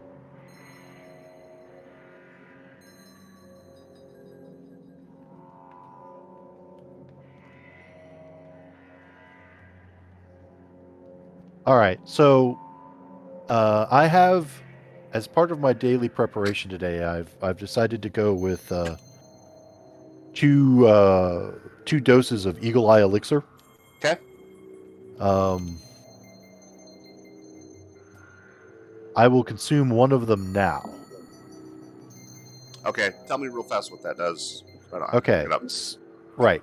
After you drink this elixir, you notice subtle visual details. For the next hour, you gain an item bonus to perception checks. That is greater when attempting to find secret doors and traps.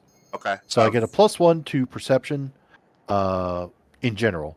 I get a +2 to finding secret doors and traps. Okay. For the next hour. Okay. So, kindly advise me when that hour has ended, and then we'll go from there. Will do. Still didn't notice anything. Yeah, I figured as much. Okay. All right. I am ready to proceed down the stairs if you guys are. Suits me. Looking amongst the group for a general consensus. Sylvanta is fine to proceed. Who should be our first this time? Blaze, previously that was you, so we've been Right. kind of rotating off of that particular duty. I would suggest either myself or Hylia should probably check the stairs and door first. Hylia, you up for that? I'm sold. Okay. I'm terrified because this is just historically not going well for me. I mean, It's fine. you if you have good cause to, you can refuse to do so. You can say no, but we're No, I have. Sylvanta's argument is share the risk. Yeah, We share the no, rewards, we share the risk as well. no, it's fine. Okay, let's do this. All right. Well, off you go. Best of luck. I'll be over here.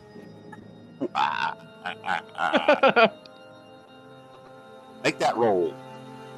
Tower, right? Yes, ma'am.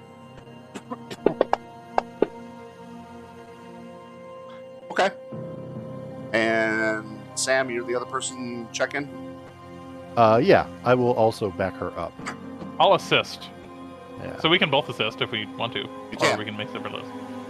Okay, so I'm adding the +1 for the Eagle Eye Elixir. You can modify my roll, as you see fit. Okay. Yeah. Savanta, are you assisting Blaze or are you assisting Hylia? Assisting Hylia. Okay. All right. Neither one of you guys notice anything that appears ominous or dangerous, other Okay. than the fact that you guys All right. are in, 2,000-year-old like rubble underground. Ancient cursed tomb. Yeah. Right. Okay. All right. Well, let's go. One person go first. I'll To make go. absolutely sure. Yeah. It's gonna be fine. Okay. Savanta volunteers to be the next person to take point after this one. Okay. All right. So Hylia, you're opening the door. Sure. All right. You pull the stone door open, and before you, you see a large stone sarcophagus resting atop a stone platform, kind of down towards the southern end of this room. This room is about 30 feet long and about 20 feet wide.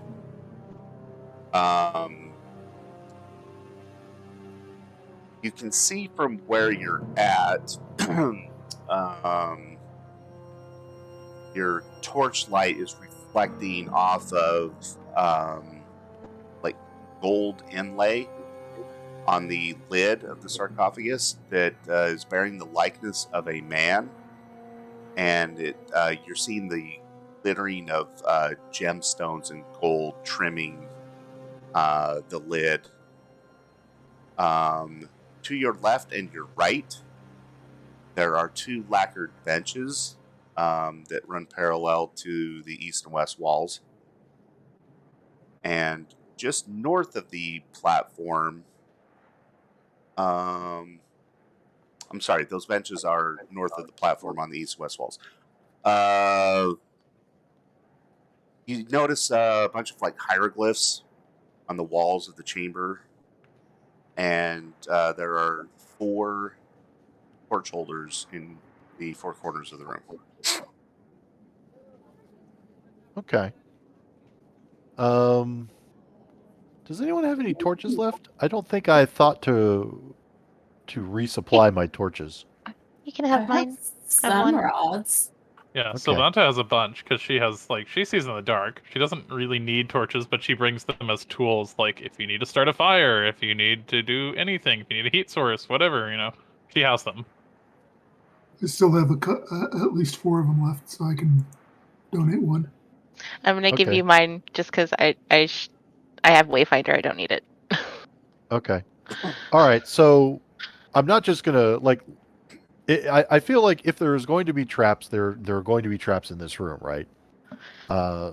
So let us search for traps first, and then if we fail to find any, or if we find some and we navigate around them, I will then light the torches and put a torch in each corner of the room. Sounds like a plan. We also need to keep an eye on the sarcophagus. That sarcophagus, as we've seen before, that sarcophagus might have an occupant. I will task you and Catbad with that. And while so Hylia and I search. all right, what again are capabilities with regards to fire? Because mummies don't like fire, as we discovered at the library, and just in general. I have a number of alchemist fire potions on me this time, as well as 2 ghost charges, which are specifically designed to affect the undead. Fabulous. It's actually undead. I did bring Disrupt Undead this time, as well as Delightful. Acid Splash if it's another thing that needs area of effect. Okay. Now, the alchemist's fire, that is a thrown weapon, so you do a dex roll for that, right? Correct. Okay. Yeah, basically I created a dagger. Yeah. Oh yeah. that Yeah. represents him throwing his flasks, All right. so that it I mean, fits the yeah, mechanics. we can. We can do a. I mean, you can like make like a macro or whatever for it, but the dagger works perfectly well. Yeah, it's easy. At some point, the range on my thrown potions may increase. At which point we will have to do something other than a dagger. But for You now, can it has always the same modify range your- as a dagger. You can always modify your dagger. Yeah. It's Mhm. a copy. Cathpad, do you have a bow and arrow I do have a bow and arrow. or a crossbow, like whatever, some of the a projectile weapon? So I think Sylvanta will bow suggest, and Sylvanta will suggest as she takes out her own longbow. She will suggest preparing, like, getting an arrow or two or however many you think would be useful to you, and like wrapping them in the ends, the tip of the arrow in cloth, so you can basically make a fire arrow.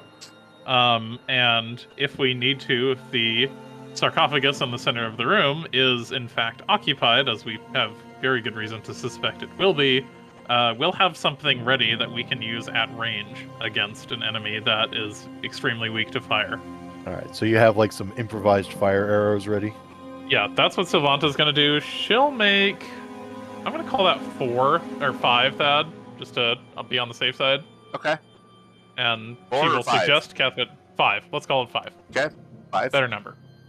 I will make. I'll make at least 2 of them. It depends on how long it takes. I mean, you're tearing strips of cloth and putting them around an arrow, pretty quick. Yeah. Like some flammable material. I mean, I have plenty of flammable material. It's not a problem. Although I would like you to make a note on your character sheet next time we go to town. Look into getting some fire arrows, if that's going to be a theme. That's not a Yeah. bad idea. Like a Yeah, fire you're right. rune or something for the weapons. Yeah. Yeah, like there you can get arrows that arrows. will do like ice damage, fire damage, what Uh-huh. have you. They Yeah, cost actually- money. But you're very right. I have made a note of it. Fucking All right, all of this awesome. gold and gems out of here, Um, so we should be rich. The other soon. thing too, Sam, that we could look into is you doing some crafting with like your alchemist fire, where you create some type of glass globe or whatever that is mounted to an arrow that basically on impact explodes. Yeah. Wildfire. Yeah. Yeah. I mean, if you wanted to do a straight 1-for-1, I could basically, if I used like all of my reagents during my morning preparation, I could create 8 arrows that, rather than do arrow damage, would do like minor, lesser alchemist fire damage. That would be pretty easy for me to do. And my crafting is, I feel like my character's crafting would certainly be up to it. All right. Yeah. But that is an adventure or a flaming experience for another day. All right, let's Stop it. yeah. All right, Hylia, let's you and me shake this place down and see if we can spot any traps or unnatural dooms. Except you'll need to do it after our second break. Dun dun dun. Dun, dun, dun, dun, dun, dun. All right, we're gonna take All 5. Chat. We'll be back at 5.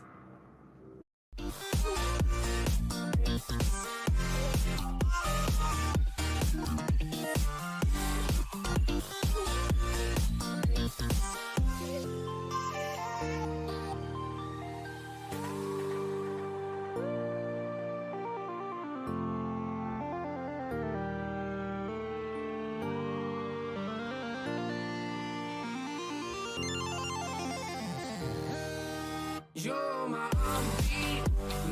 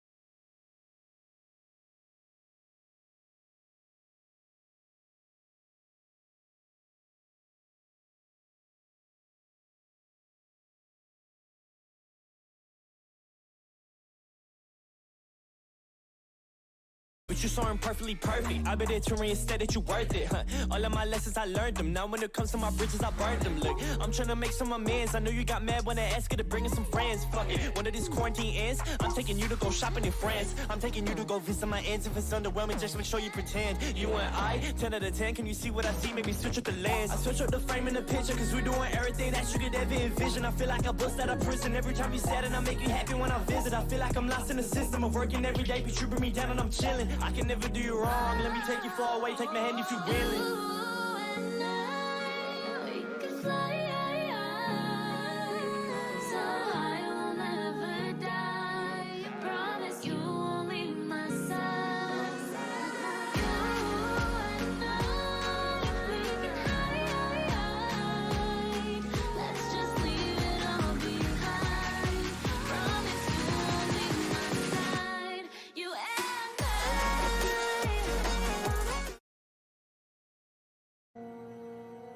Okay. We're back. Well, Yeah. welcome back. Click your circle. Poke your button. I have clicked the thing. I have clicked the thing. Everyone poke their hole. Good job. Okay. Okay. Hylia and yes. Blaze. Are you guys going to do a spiral search, a grid pattern search? We're going to do the type of search that avoids us getting mulched. Ah. Um, Okay, here's what I would like you to do. So my understanding is that Catbad and Savanta are going to essentially guard the sarcophagus. they're going to cover us. Yeah, like basically. Okay. Where are you guys positioned? Are you going to be at the door? Or are you going to like position yourselves like up to the sarcophagus? Hylia and I will probably start at the door and then kind of spread out and search side by side. Right, To but kind of like clear the room. Catbad and Savanta, where are you guys positioning to They will cover be them? on the stairs. Catbad and Savanta, where are you guys going to position yourselves? Where we can see the sarcophagus, but not next to each other. So we might want to form like the other thing we might want to be concerned about is like, you know, positioning ourselves so that we could shoot an arrow but not accidentally hit one of our companions. So That the would best be way awesome. to surround something without putting yourself in a position of crossfiring your own person is a L shape. If you do straight across, that means there's a chance we'll shoot each other. That's not good. We don't want to do that. So maybe Cathbad at the door and Sylvanta at like Close that. Close that. Close that. Don't look at that. What's what? The thing I just shared. Close it. Oh. Get out of it. Oh, I didn't see anything. my bad. Okay. I shared the wrong thing with you. Anyways, I'm sorry, Savanta. Oh, it's the tornado pictures. Yeah, it was the tornado picture. Don't Let's look. go with that. Oh God, okay. no. So L shape. Cathbad at the doors, Sylvanta in the southern side of the room. Once we have determined that the south side is clear of traps. Seem okay to everyone? Sounds Yeah. legit. Yep. Okay. Here, I can share this with you. Okay. That will give you a better idea of the layout. So you guys are in B30 right now. Okay. B30. Okay. Bingo. Oh, okay. So essentially, as I said, you guys are on the stairs there on the north side. The room is 20 feet wide. Mm-hmm. So this is a double door. Each is occupying a space of 5 feet. So you guys so basically Savanta and Catbad, you guys can stand side by side at the entrance of the doors or wherever you want to be while they kind of spread out and search the room or however you want. But I wanted to share that with you just to help you with how you wanted to position. The lacquered tables are the things to the like southwest and southeast of the sarcophagus. Yes? No. Oh, they're near the doors. Yeah. Okay.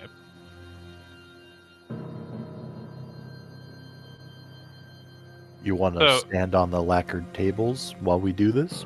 No, but, yeah, and for one thing, Savanta doesn't exactly need any kind of height advantage. That's not a problem for her. So, okay, little modification. Cathbad, maybe you're at the doors, and Sylvanta is, like, to the the right of the sarcophagus. So, like, in front of the lacquered table.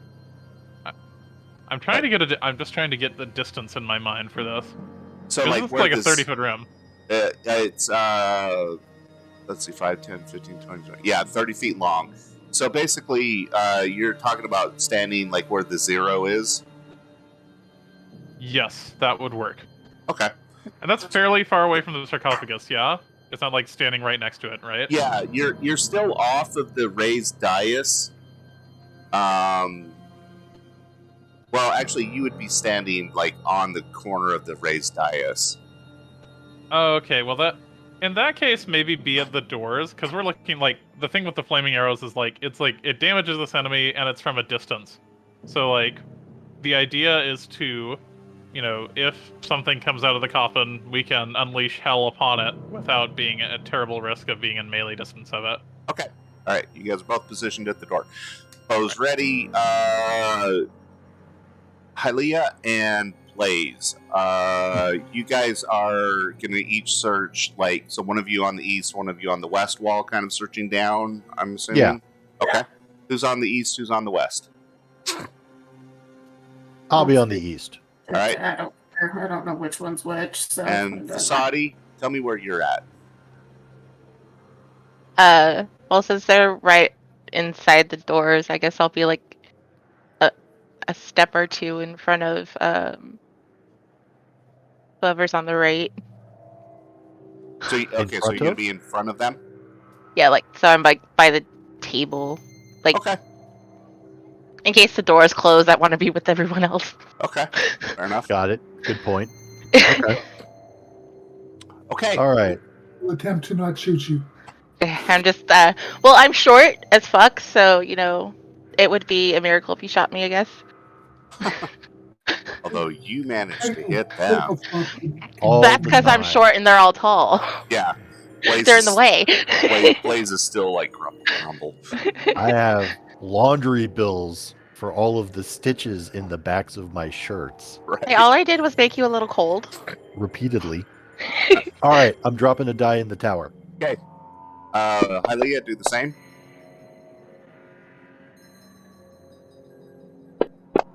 I didn't need to do that. Sorry, I didn't know you could double click on it. I just stuttered. All My right. hand. Both of you make a second roll. Alrighty. I will assist Hylia, if I can. I'm gonna say that you're on watch duty and that would be kind of difficult for you to do. Okay, distracting. Okay, fair deal. All right, make me another roll, the two of you. All right. You are working your way down the wall. Well, nothing has killed us yet, so that's a promising start. Correct. My silence means that you are finding nothing. All right, both of you basically have met at the back of the room and are now looking at each other across the sarcophagus. Okay. I believe that we can now safely enter the room. Do I have detect magic? I Does do. somebody can we do that before we like touch anything else? Yeah, I'll cast detect magic on the room. Okay. Stand by.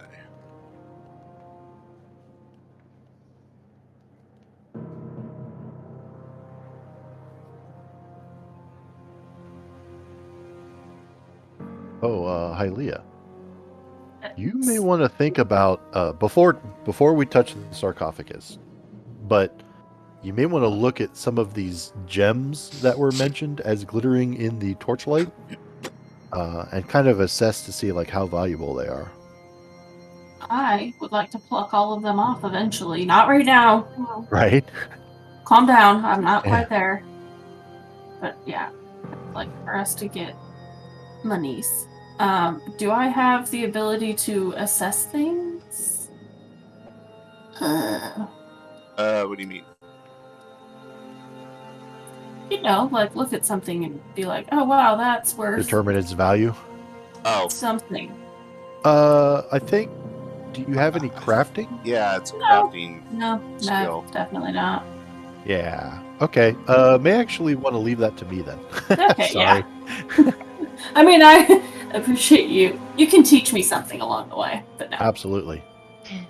I'm actually expert at this kind of stuff. So, but yeah, once everyone is like shuffled into the room and whatnot, I'm gonna basically light a torch in each corner. Nothing is showing magical Okay. from your current vantage point. Well, it's a 30-foot emanation, so that's the entire room. Yes. Okay. Meaning Way this. to get specific. Meaning this. If something was glowing inside of a box, you wouldn't be able to see it glowing. It's inside of a box. Great. What's in the sarcophagus? Whoa. Don't get grabby. No, Well, I'm just maybe what- asking. He was so specific about, like, well, if it's in a box, it's not gonna glow. Let's maybe be very, very careful with this line of thought. Yeah. I think what Thad is saying is we won't be able to detect anything within said box until we open said box. Exactly. Right. So I'm speaking out loud, wondering what's inside the box that's gonna kill us. Not like recklessly opening said box. Right. I appreciate you making the distinction. Yeah. I knew what she Okay. meant. She meant she throws So- open the box. Rah! We're flipping tables. We're pushing lids off sarcophaguses. Everyone's going nuts. There's We're going explosions. bonkers. Poisonous gas fills the room. It floods with water. There's spikes everywhere. I'm just gonna rage. It's fine. The Okay. rogue rage. All right. So, Hylia, you want to? One of us should probably search for like secret doors or whatnot, and one of us should search the sarcophagus for traps. Which would you prefer? I'm real good at finding both, and so which is less likely to kill us. I'll do that one. All right. So you're going to search for like secret doors and stuff? Yeah. All right. I will search the sarcophagus for any traps. Okay.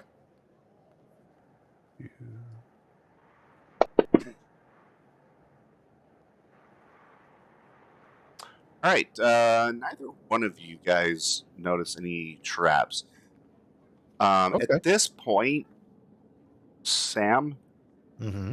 your that's odd is like triggering. The spider senses are tingling. Yeah. Okay. So, can I tell where it's tingling from? Like general heading? It's the fact that you have not found any traps. Okay. That's odd. That is odd. I wholeheartedly agree. Like, it's too quiet, basically, is the Mhm. impression I'm getting from that. Yeah. Quiet. Okay. Well, so I'll step back from the sarcophagus and I will tell the party, that I'm unable to detect any traps. Nonetheless, my instincts tell me that when we open this sarcophagus, that is when the trap will be sprung. So yeah. I'm gonna And pull out my At short this sword. point, Sylvanta will say, I previously had a tomb expedition where great havoc was wreaked upon our group by the fact that we were separated by closing doors that we could not open. So if we're worried about a potential trap, we might want to give ourselves a route of extrication if we need one. Okay. Well, so the doors. How thick and how heavy are the doors? They're stone, so they're going to be pretty heavy. Okay. Thickness is like 2 inches. Okay. So a couple hundred pounds, several Mhm. hundred pounds. Oh, yeah. You mentioned that there were 2 lacquered tables in the room. Yes, How thick and sturdy are the lacquered tables? quite. They're very fine craftsmanship. We could prop the doors with them. Well, yes, they're- but they're very fine craftsmanship. I They hate to probably damage antiques. I mean, but if we There's a good chance they're the thing that will come to the most saleable value. I mean, here's the thing. The value on them is not going to be that great because though they've been in like very dry, desert air, which tends to help Reserve. things, to preserve things for a long time period, they're still 2,000 years old. Okay. Right. Just the act of like moving them would probably cause them to brittle parts of them to like break. Okay. It also means so- they aren't as sturdy as they might appear. Yeah, so they're not gonna keep the door open. I mean, they probably would in the sense of like if the door slams shut on it, the thing's gonna break, but there's gonna be enough like chunks of wood and stuff that it's gonna probably. I mean, unless there's some force that's very very powerful that's pulling that door closed, it's gonna probably jam it up enough to at least Okay. keep it from like Well, I still still do have my recovered crowbar and the grappling hook that's in my pouch in my backpack. Okay. We could use those to wedge the door. Hold your crossbow or your hold on to your crowbar because I'm actually going to ask you and Sylvanta to open the sarcophagus. I will use my crowbar to attempt to wedge open one of the doors. The last time I did this, it didn't do a damn thing and the door slammed shut on us anyway. So hopefully I will have lived and learned and can do a better job this time. Fingers crossed. Knock on wood. Yeah. Well, are there like hinges that we can see on the doors? You thinking about like knocking the pins out? Yeah. Not really. Okay. So way that's working is the doors open like basically into the room, and there's probably some type of a metal rod that is going into the edge of the door that meets the wall from the ceiling and the floor. If that makes sense. Okay. Yeah. So it's not really Okay. a hinge. There's a pivot. It's a hinge, but it's not accessible. Yeah. Okay. So can I use my crowbar to wedge one of these doors open? Sure. You say sure. Let me rephrase that statement or that question. Can I use my crowbar to effectively wedge one of the doors open? I mean, again, depending on the force that's slamming it closed, but you should. Okay. I will attempt to wedge open one of the doors. And then, our escape route is clear. You guys may proceed.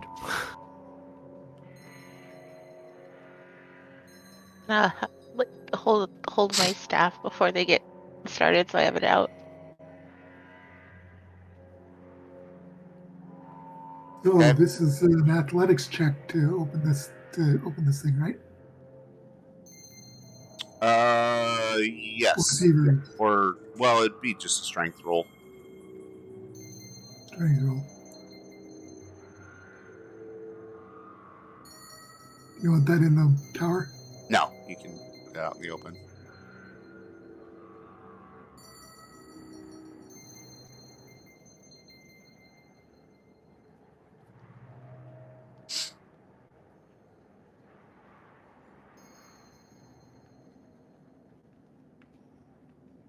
Should be working. Okay. Yeah, you're able to lift the lid off. As you do so, you at first, like trying to lift the lid off, it's very difficult, as if it's like stuck, but you heave harder, and you feel the Break the lid lid. like slowly kind of giving a little bit as the where the stone is joining together is kind of scraping and lifting, and as you finally clear that first little gap, there's a hiss, and a puff of some type of dust poofs out from the inside of the sarcophagus, and everybody make me a fortitude save. Now, quick question. Most of us are currently still under the effects of the elixirs that give a bonus to resist disease. So is this a disease or is this a poison roll? Or neither or both or what? Neither. Okay, so just a straight fortitude roll. Yeah. All right. Okay, everybody but Sylvanta is fine. Sylvanta, you start sneezing from some kind of just dust shooting up your nose. Everyone else kind of You're turned their allergic. face. Everyone else, you're allergic to ancient evil. Who'd have thunk? You thought I was going to kill you. Not bad. You slide the lid off, and you see essentially like an entombed figure inside the sarcophagus. The markings, now Sam, you read Ancient Osirian, so the markings, the hieroglyphs and whatnot in the room tell you that this is the tomb of Pantheru the Younger. He's the only member of the family to be interred in the crypt. He has been resting here undisturbed for over 2 millennia. Damn, son, that's a long sleep. Yeah.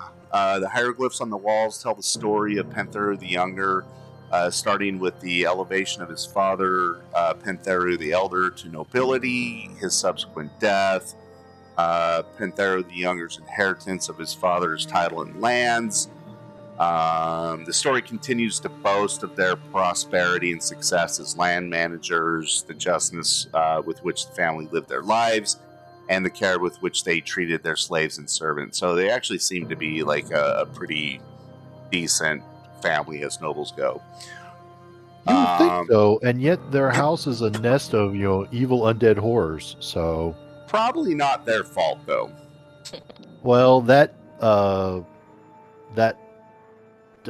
defaced altar of Pharasma.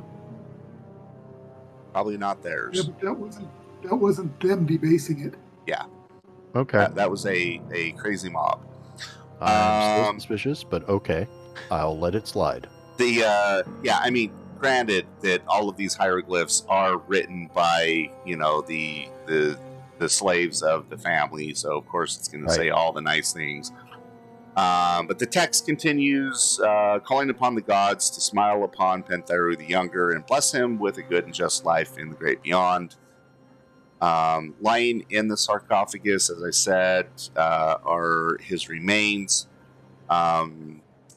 He is wrapped in linen. You presume that there were, special oils and incense that were included in there to make him smell all nice and pretty, but now it just smells like 2,000-year-old dead must.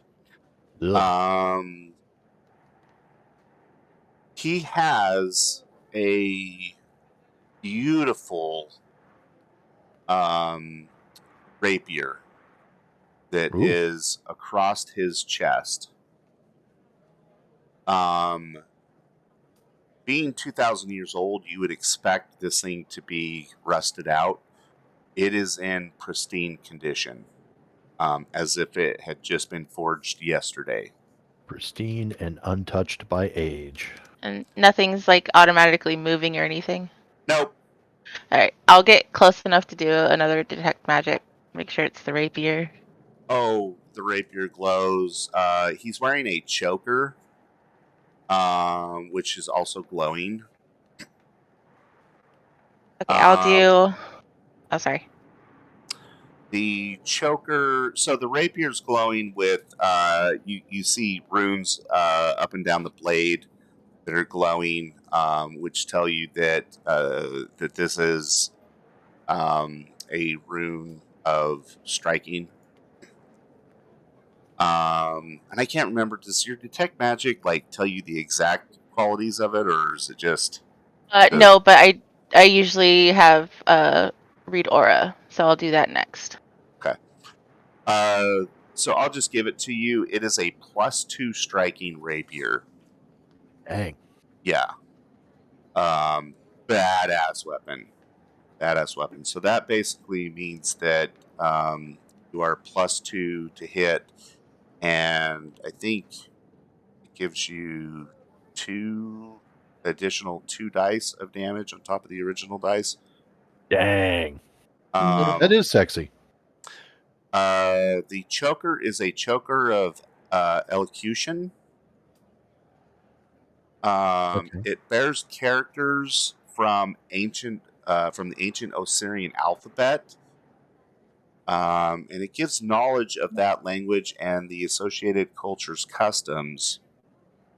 So you essentially gain a +1 item bonus to society checks and the ability to understand, speak, and write ancient Osirian when you are wearing this. Well, And if it doesn't kill us trying to get it, that's something great for Blaze. So I'm going to take my backup rapier, the one that I originally was using, out of its location in my storage bag, and say, "Can I trade this for you? We need to use your rapier to extinguish the undead that are occupying your home." Athbad has the goods. Athbad's getting all Okay. like he's getting the haul. Actually, Blaze can use the rapier as well. I was going to say, Yeah. Sam, you've got a regular, like, no frills rapier, right? Yes, I do. And it seems to me that this is just fine for Blaze to use. Well, I mean, I think I'm this. just offering him the trade-in just because I figure that way, if the ghost, if there is a haunting effect, at least it might not be too pissed off at us. I mean, my thought process is that seems like a kindly gesture. As to who should actually get the rapier, if this is more powerful than what you're currently using, Catbad, then you should probably take it. I will cheerfully take your hand-me-down if you have a lesser enchanted rapier. I do not have a lesser enchanted rapier. I have a longsword. Oh. Which I can talk into being a rapier by just simply asking it to. All right. Well, we'll put a pin in this discussion for later. Okay, so we have opened the sarcophagus. We have detected wondrous items. I also hear tell that there were gems embedded in the sarcophagus. Yes. And also there was some furniture to either side of the sarcophagus, yes? Yes. What were the 2 items to the left and right of the sarcophagus? Oh, no, those are just torch holders. Oh, okay. The figure is wearing a gold funerary mask. Oh. Looks quite expensive, about 150 gold pieces. He's also wearing the choker.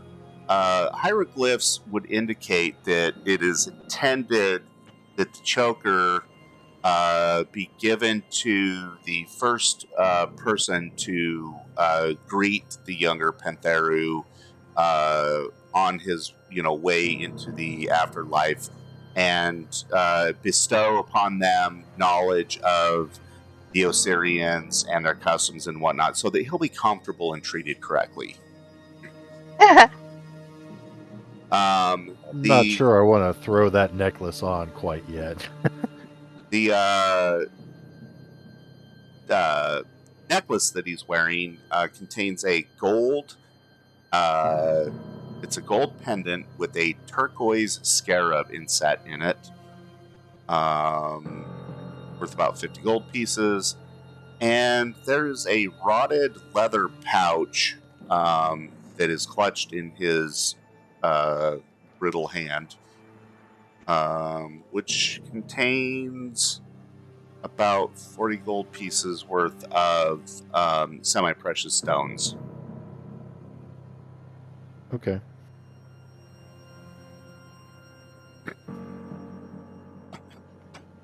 I really hope he's gone through the river souls already. Okay, Yeah, so that's what I'm the stones are gonna. for. So allow me to just read this off, and you can let me know if I missed anything. So there was the beautiful rapier. There was the choker of elocution. There was a gold funerary mask. Mhm. A gold pendant with a turquoise scarab. Mhm. And a rotten leather pouch with some semi-precious stones. Right. Okay. Anyway, I was also told that there would be semi-precious stones like in the lid of the sarcophagus. If you want to pry those out, yes. Okay. Those are larger. Those are actually gemstones. They're not semi-precious, and Hmm. those are worth.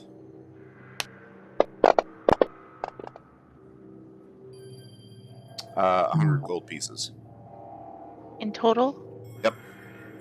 To be honest with you, I kind of feel like we can not take the gemstones that are embedded in the sarcophagus. I feel the same way. This guy I is. feel like, let's we are looting this guy. Let's not deface his sarcophagus. That was a request, not to deface the resting Right. places. Yeah, Savanta is So. totally amenable to that. Okay. I, All I right. see. His spirit has probably gone through the reversals already by now. I So, hope so, but our luck has not been good. yeah, and he's not bound here. He's apparently not been bound here to be a plague on people. But Vengeful in gratitude spirit. for that, I agree. We shouldn't despoil his tomb. Okay. All right. But swapping out taking any treasures that he no longer needs, that would be fine. Okay. So, I guess at this point we can carefully and gently begin divesting him of the various goods that I've listed, and in his place, Catbad will place the plainer rapier upon his chest. Also, I'll put in a gold piece just so that he's not completely without spending cash. Sam? Are you taking? Are you taking his longsword or? His rapier. That was my intention. I don't think I need it right now. Well, I mean, Catbad is. Well, I'm confused. We're at the point now where we're just removing the items from the sarcophagus, right? Mm-hmm. Okay. I can't use a longsword. Yeah, you can use a rapier, and this would be perfect for you. Okay. Like if I am okay with that if you guys are. Using the rapier, yeah. Yeah. If it suits your purposes, it makes you more likely to survive in battle. Like I see no downside. All right. I'm probably about to get electrocuted, but yes, I will take the rapier. Okay. You don't get electrocuted, amazingly. Do I get grabbed by a vengeful mummy? Nope. Okay. Does he get possessed by a vengeful enemy? No. Like nothing happens. It's crazy. Yeah, this is crazy. There's Yeah, no contact poison on the blade or anything like that. Nothing happens. No. Yet. One thing one point to raise that Savanta will kind of, sort of thinking aloud here. Mhm. Have we tried to leave the room with any of these goods as of yet? See, Omega, thanks for coming. Come back next week. We missed you. Wary of doing. I'm not saying don't take anything, but it's just like, this is very easy. Where we have gained egress and pilfered objects that are part of a society where grave goods are really, really important, and we have done so without being challenged in any fashion. So, Well, I mean, yeah. we Being did. polite, We because they're did not previously get attacked by a meat grinder of undead cat cloud. Fair deal. And to be fair, the traps in this place, the actual traps, seem to be for those trying to leave as opposed to those coming in. A good point. All the more reason to be careful when we actually try to leave the room. All right. Okay, well, I'm These stoked. things are these Yeah, No. please enjoy these party gifts. hmm. Yeah, no, in all fairness, like, if you guys had taken this thing sequentially, you had fought the big, battle, and now you're entering in the room and getting the treasure. So, Oh. so you're not getting all this, like, free of pain and suffering. Fair enough. Hit the pain and suffering. Got it. Okay. All right, well, I guess I'll take my old rapier and put it in Catbad's bag for storage. Okay, I'm giving him my old one because it's been used to it's had divine dedication on it, so it's going to be spiritually more powerful. Okay. Awesome. So put the lid back on and Yeah. see the rest of the gardens and whatnot. Yeah, seal up the room and back out the way we came. Say thank you to Like, Pharasma and we ask can't that pop off like every gem on that thing. I really want some cool like static weapons. We're leaving the gems on the sarcophagus Okay. out of respect. Oh, okay, that's yeah. Yeah. Let's We not. do have there the is 40 a- gold pieces worth of semi-precious gems, Yeah. though, so we're not There leaving are- empty-handed. No. Yeah, there are some It's semi-precious the right gems. thing to do. It's the right thing. There's This also is where I'm holding her choker of- hand and taking her out. Yeah, just Yeah. like, come on, honey, it's gonna be okay. And I'm like, but I want the crazy a silver. gold piece so he has more current currency. Yeah. There is also the choker of elocution, which I'm not entirely sure any of us need. It would be good for you. You'd get you'd have a bonus to the language. The But problem it's is I'm already wearing a headpiece, right? That's a next slot item. It's a what item? A choker is the next slot item. Okay. I mean, maybe I'll put it on. We'll see We how could that also goes. we could always just sell it. Like if we're not sure about it, if you're not confident Yeah. about like what might happen, I mean, I pass it feel on. like the You plus one already have bonus is nice, but I speak Old Assyrian and regular Assyrian, and I also have like a lot of lores that cover the area or cover those similar fields of research. But the rest of us don't. Right. You So could if also one of learn you, traditions. right. So if one of you wants the choker of elocution, by all means. But let's definitely clean it before we put it on. Otherwise, it has a value of about 200 gold pieces. Oh, okay. All right. So we'll make a note of that. It's noted already on the. Okay. So you assign the choker of elocution to like the party's pool of Yep. goods or whatever. Okay. That's on the sheet, party yeah. sheet. Awesome. Yep, it's in the party sheet. All right. Let's back out of the room and see what happens. Nothing happens.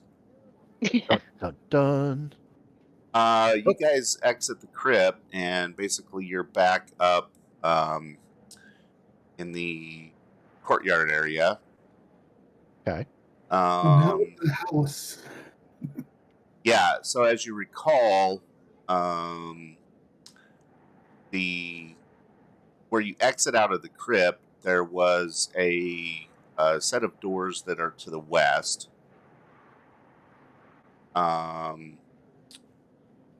That enter into like the inner courtyard. Sorry, no, that actually enters into the house. Gotta pull up my their map here.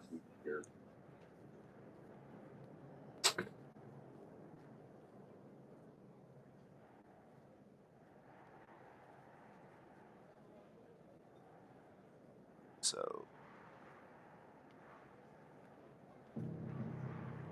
we're done.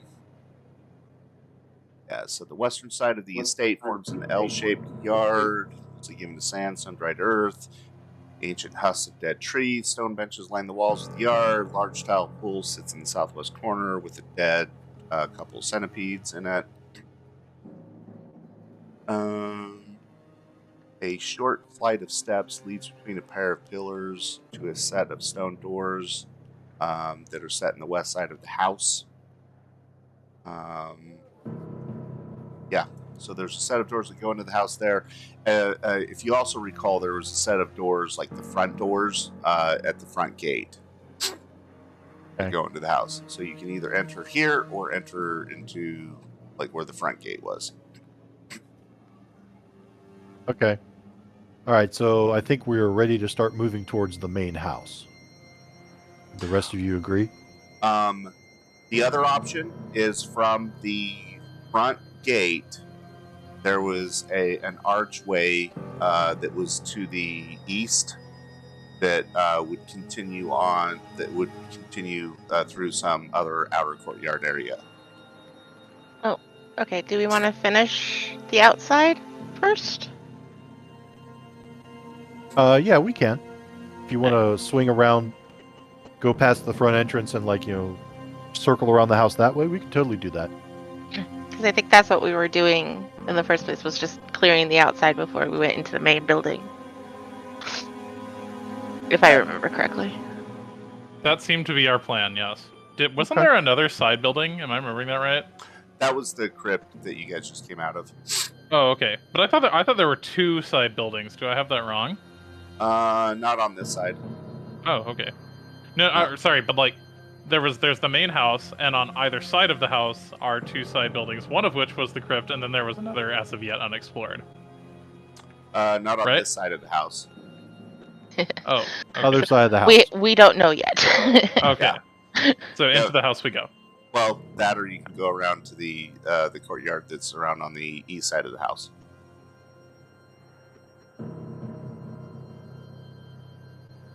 I'd say explore the courtyard. Kind of like save the house for last. All right. Agreed. Seems to be the consensus. Okay. So, as you guys go around to where the front gate is, you go through an archway, and you see before you a spacious yard that fills the compound east of the house. To the east, there are several small stone outbuildings that have been built right into the compound's outer wall. There's a well that stands between two of those outbuildings, and then opposite a stone table and benches that sit in the shadow of the house. I'm sorry, that's where the well is. And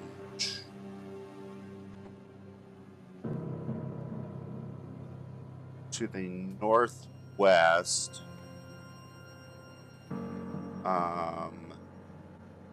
there is an open doorway that leads to like another extension of the house. So Do you have a map for this? I do. Do you want to table that for next session, maybe? Yeah, I can. But basically, what you're looking at is a large yard. It's about 40 feet wide. Mm-hmm. And about 100 feet long. There are a couple of buildings that are attached to the outer wall of the yard, with the openings kind of facing the house. There's a large, stone table and bench that's set in the yard, and there's a well. A well, a stone table, and bench, and some, what do you call them, sheds? They appear to be like outbuildings. From the looks of it, the stuff here, like the design and stuff, though it's nice, it's not as nice. So you kind of assume this is the servants' yard, and those are like the servants' buildings, like their rooms and stuff like that. So this appears to be kind of the servant side of the house. The servant side of the house. Okay. Yeah. So Okay. like the household servants would use the yard. Obviously, harsh sun and no water's left. Nothing but like hot sand in what was probably a nice little yard. Okay. The well that's there is decrepit, obviously no longer of use. Okay. Alrighty. And as you guys enter into the courtyard and you're looking around, you notice or you hear the sound of scaly skin slithering on hot sand. As you turn, you see a number of vipers rushing you. All When we right. say a number, are we dealing with like a swarm again, or just a significant number that is not a This swarm? would be a swarm of vipers coming at you Okay. from like every corner. Snacks! Snack attack! Sneaky snake attack. And that's where we'll Sneaky leave off. serpents. Sneaky serpents sneaking. Slithering snakes. Snake. I'm just I always remember that line from Aladdin of like, you stay out of this. A swarm. Exclamation mark. All right, I'm Okay. going to mute you guys while I say goodbye to chat, and then I'll be back with you. All right. Yeah, because I do need to talk to you before I log out. Okay. So when you come back. All right, I'll be right back. Chat! Oh my goodness. All right, well, we managed to not kill the party this time. Didn't even come close. We didn't even do any battle. It was kind of fun to mess with them, though, as they were going up to the sarcophagus, because if you guys remember, the last sarcophagus that they opened up had a nasty surprise in it, so they were all gun-shy and like, oh, we're going to do this and that. And there was nothing there. Just the riches, just the rewards of their hard-fought battle from when I almost killed them all. Anyways, hey, I want to say thank you all for joining us, and we will be back next week, where I promise to put some pain and suffering on them. It'll be good times. Thanks for joining us, and don't forget, if you are new, please follow that follow button. And if you're seeing us on YouTube, come over to Twitch and hit that follow button, and then watch us live. All right, so catch you all later. Thanks for coming. Talk to you later. Bye, guys. Bye.